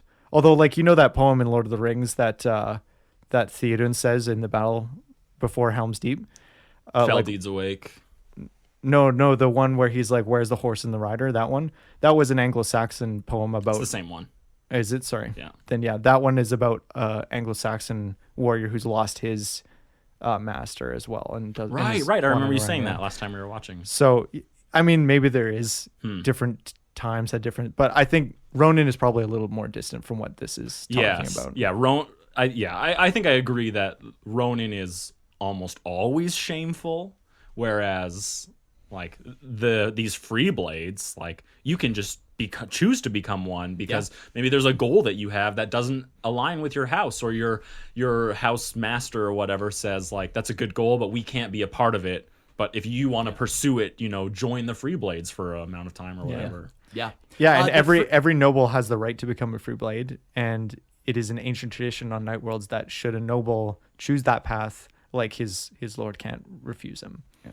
One thing about the free blades too is it's not an organization necessarily. Like it is, but it isn't. There is no free blade HQ where you go sign paperwork. It feels more just like a status. Yeah. Like a mantle that you carry temporarily while you perform whatever specific duty you've set out for yourself or someone has given you. Yeah. But it doesn't feel also like a permanent thing. Like the goal seems like you are trying to leave your free blade behind at some point, like when you're done, you will not be a free blade anymore. Yeah. One cool thing too about free blades is it kind of just shows how much autonomy knights really do have. Because even knights can just leave their household and just go travel the galaxy. Who else has that privilege? Do you think that like you can do that at any time? No, because you can't. You can't be able to do that at any time because if you have another oath, that's the thing, holding you in place. Yeah, that oath must be fulfilled. So if you've sworn to protect the Imperium, that's how a weird one. How do you go against that? You can swear new oaths like, okay, I just lost my brother against that guy. My new oath is now to kill that guy. I'm a free blade. My path doesn't take me along the same path as the house who is gonna go. How do you make that distinction of I'm not abandoning that old oath, I'm replacing it? Because at that point, what does your oath mean if you can just replace it? It's just I don't know. You have your moral compass and you live by it. I don't know. That just doesn't. I'm not sure I completely follow that when their entire life is supposed to be bound to like what their throne mechanicum and their house expects out of them. But maybe you can just put your oath on hold. It's still binding, but you can still like I'm gonna do something else for a bit. Like you said, it's something you come back to. So maybe it's I can do, but maybe one can fit in the purview of the other. It's like that I definitely understand. Yeah, that one would make more sense. Yeah, because if you're like, my brother got killed by these greenskins, so now my new oath is to crusade and get 10 million greenskin deaths.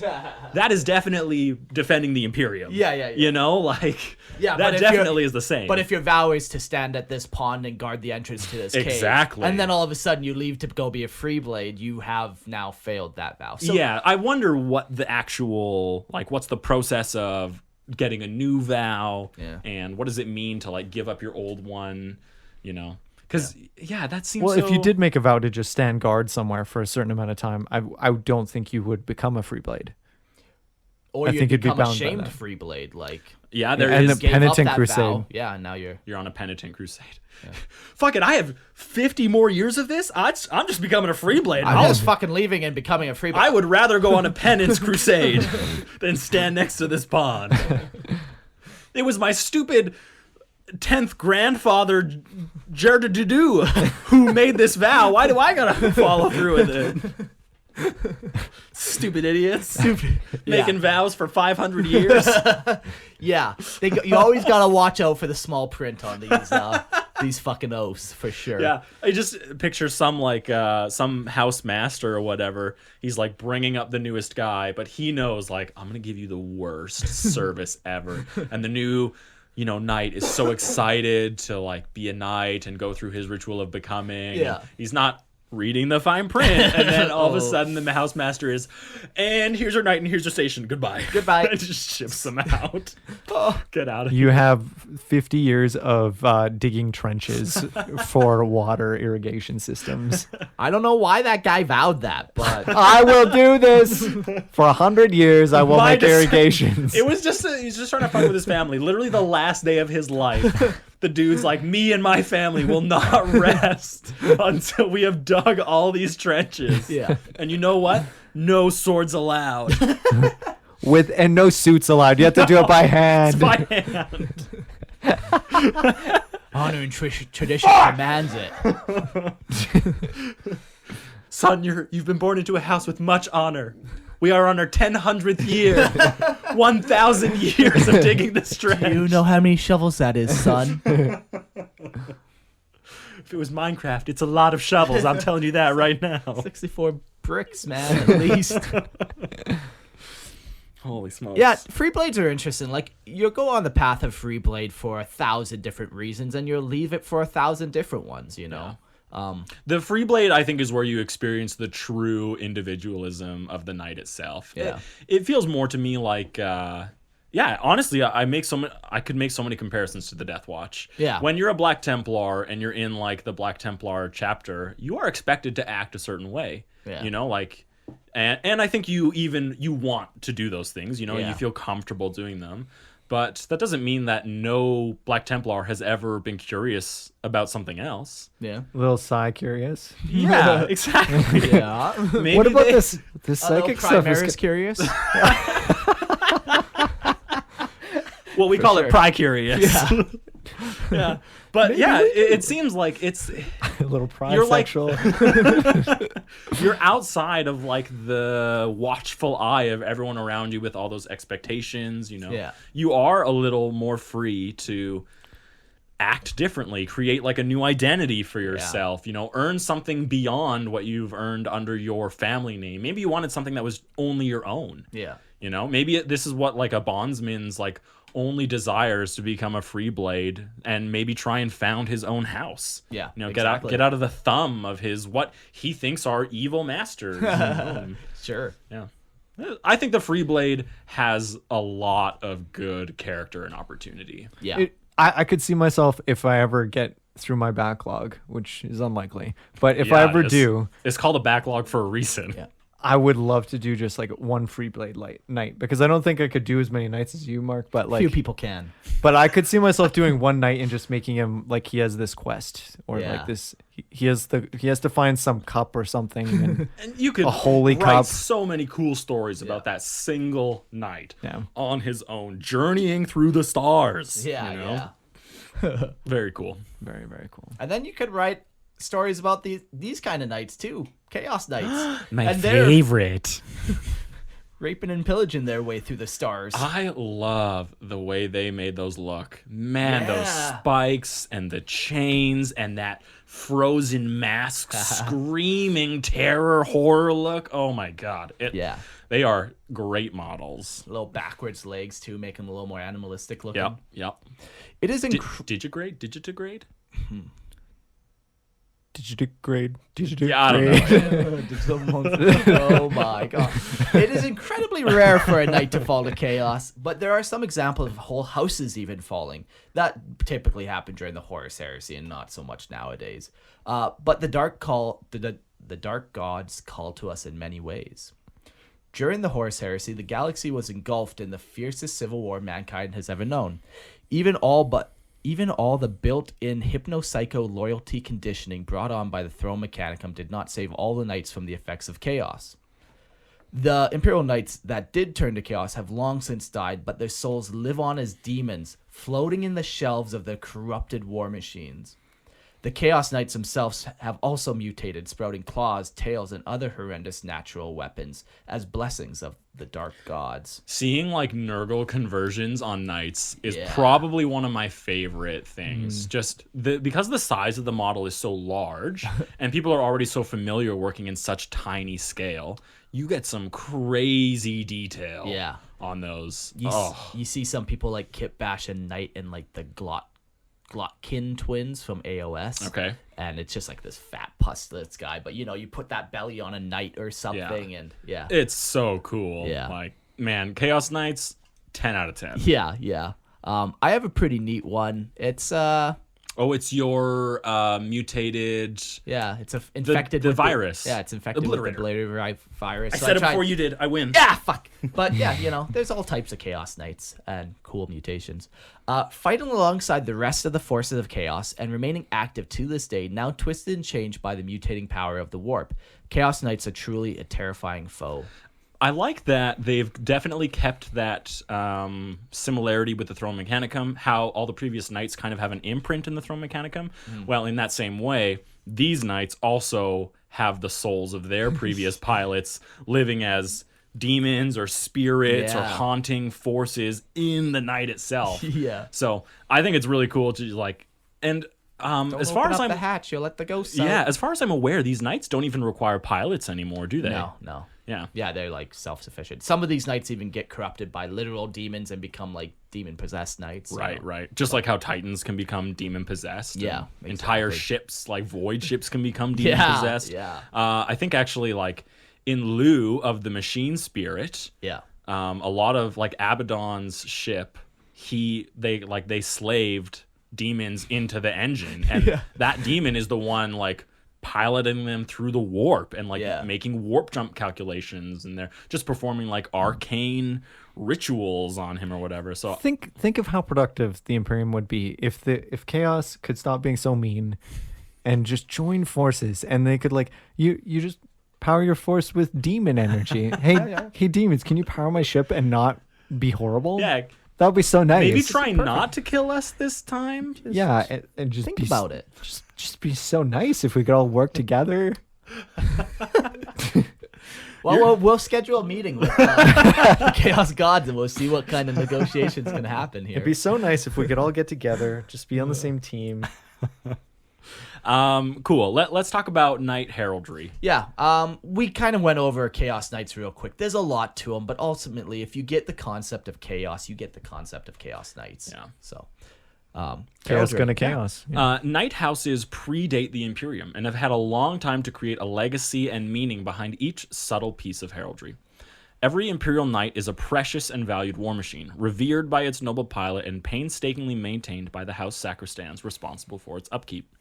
Each is painted in the glorious heraldry of its house and decorated with imagery and iconography that tell of its homeworld, oaths, and battle honors. Cool. Have you guys seen like some of those paint jobs that people do where they paint like glorious murals on the shoulder pads? Oh my god. Yeah. That is a wet dream in the making right there. Those things look so good. Yeah. I love that. It's just like a big stupid. canvas for Like, people to work on. I look at that and I see you see like a cropped image, so you don't see the full model. All you see is that, and you're like, wow, where did this 40-foot long thing come in? Because that's the only way you get that much detail in this. Yeah. And then it zooms out, and you're like, oh my god, that's on a 2-inch big piece of plastic. Yeah, they are wild what some of those people do. And that's perfect. That's how I imagine. Like, I know they won't do that on a 40K model because most people can't do that. Yeah. Myself being one of those people. But like the idea. You can't, James? I know. Anyone who's seen my models know exactly where I am.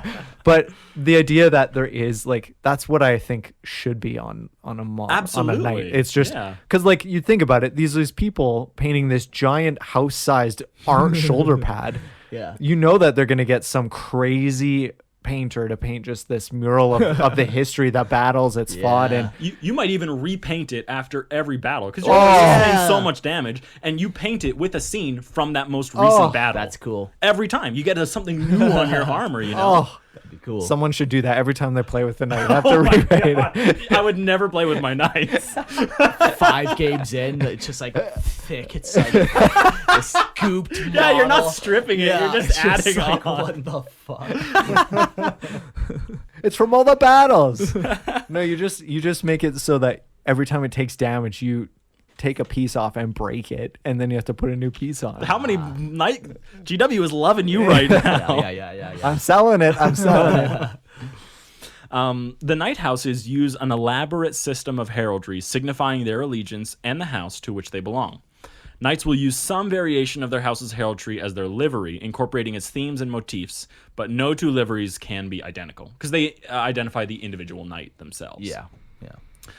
Most knights carry a variety of pennants and banners proudly proclaiming their heritage and battle honors. These flags are flown from carapaces and weapons, but most commonly hang from the pinions that drive the war machine's powerful legs. Cool. So that's in between the legs. That's Yeah. a very common place to see like very long, big pennants. Yeah.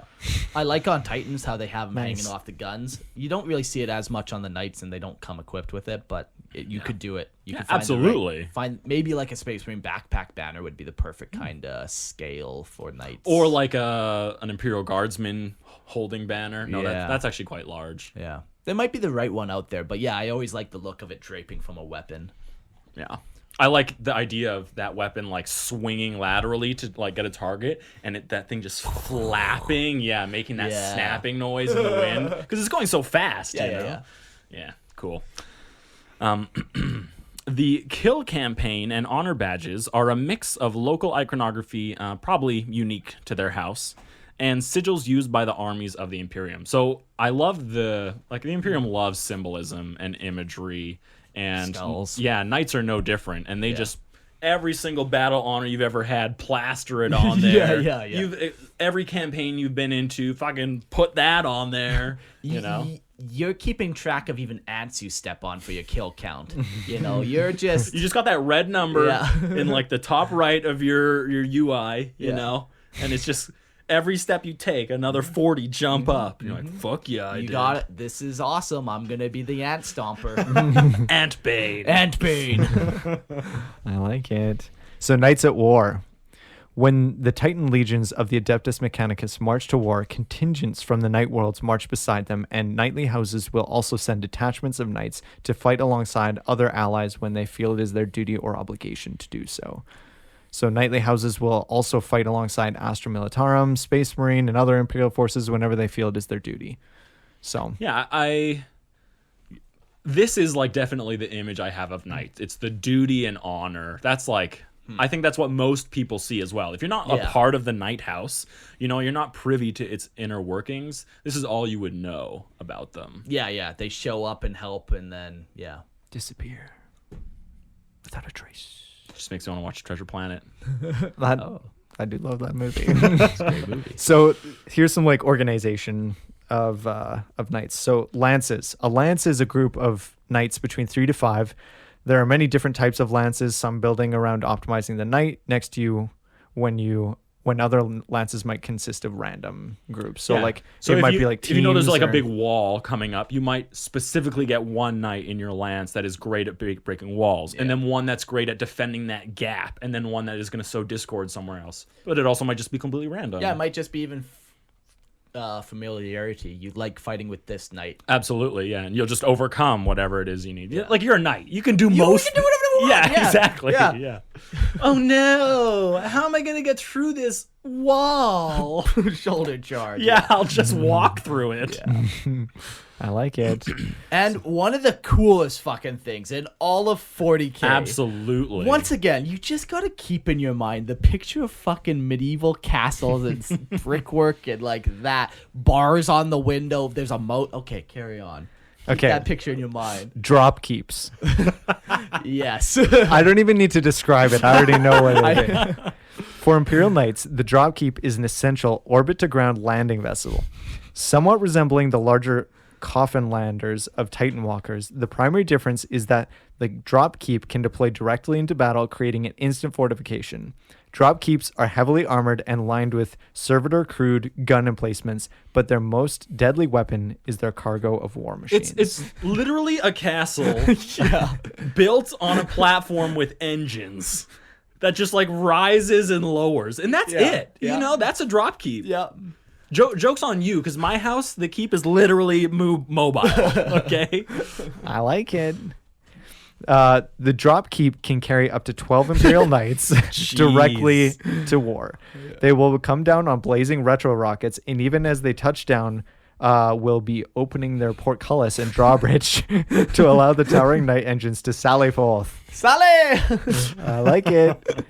Many houses have also added auto-unfurling banners and voxhalers, ensuring that when their scions charge into battle, they do so with their proud colors flying and triumphal music playing as befits their noble station. So Makes sense? Cool. Yeah. Well, you don't want your banners to burn up in orbital drop. Oh, goodness That is gracious true. me, no. You need those auto-unfurling banners. You know what? If there's a knight charging at me, I need to know whose knight it is, you know? And I'm only going to know that with their banners. Yes, sir. So I imagine that sometimes those have to play long after the battle's over because there's so many honors that they've got. The battle ended 12 weeks ago, but it's still playing. still Can you get your drop keep out of here? This is in the city square. Noise complaints everywhere.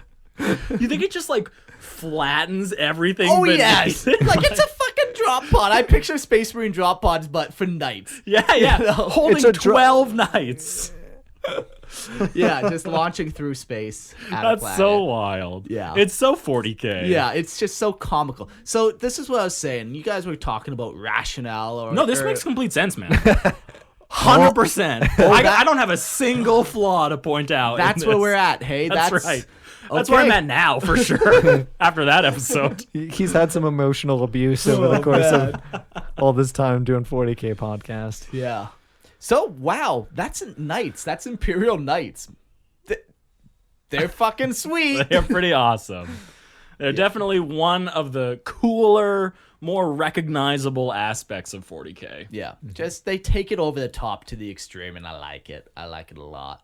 But Yeah. When did you first get into Knights? Was it like as soon as you found out about 40K, you saw Knights and loved them? Were you a couple years into the hobby before you learned about them? Like I seen them around in Titanicus, but they just had so little lore. They were basically just smaller one-man titans, and I thought they were cool. Like I've always liked robots and stuff. Yeah.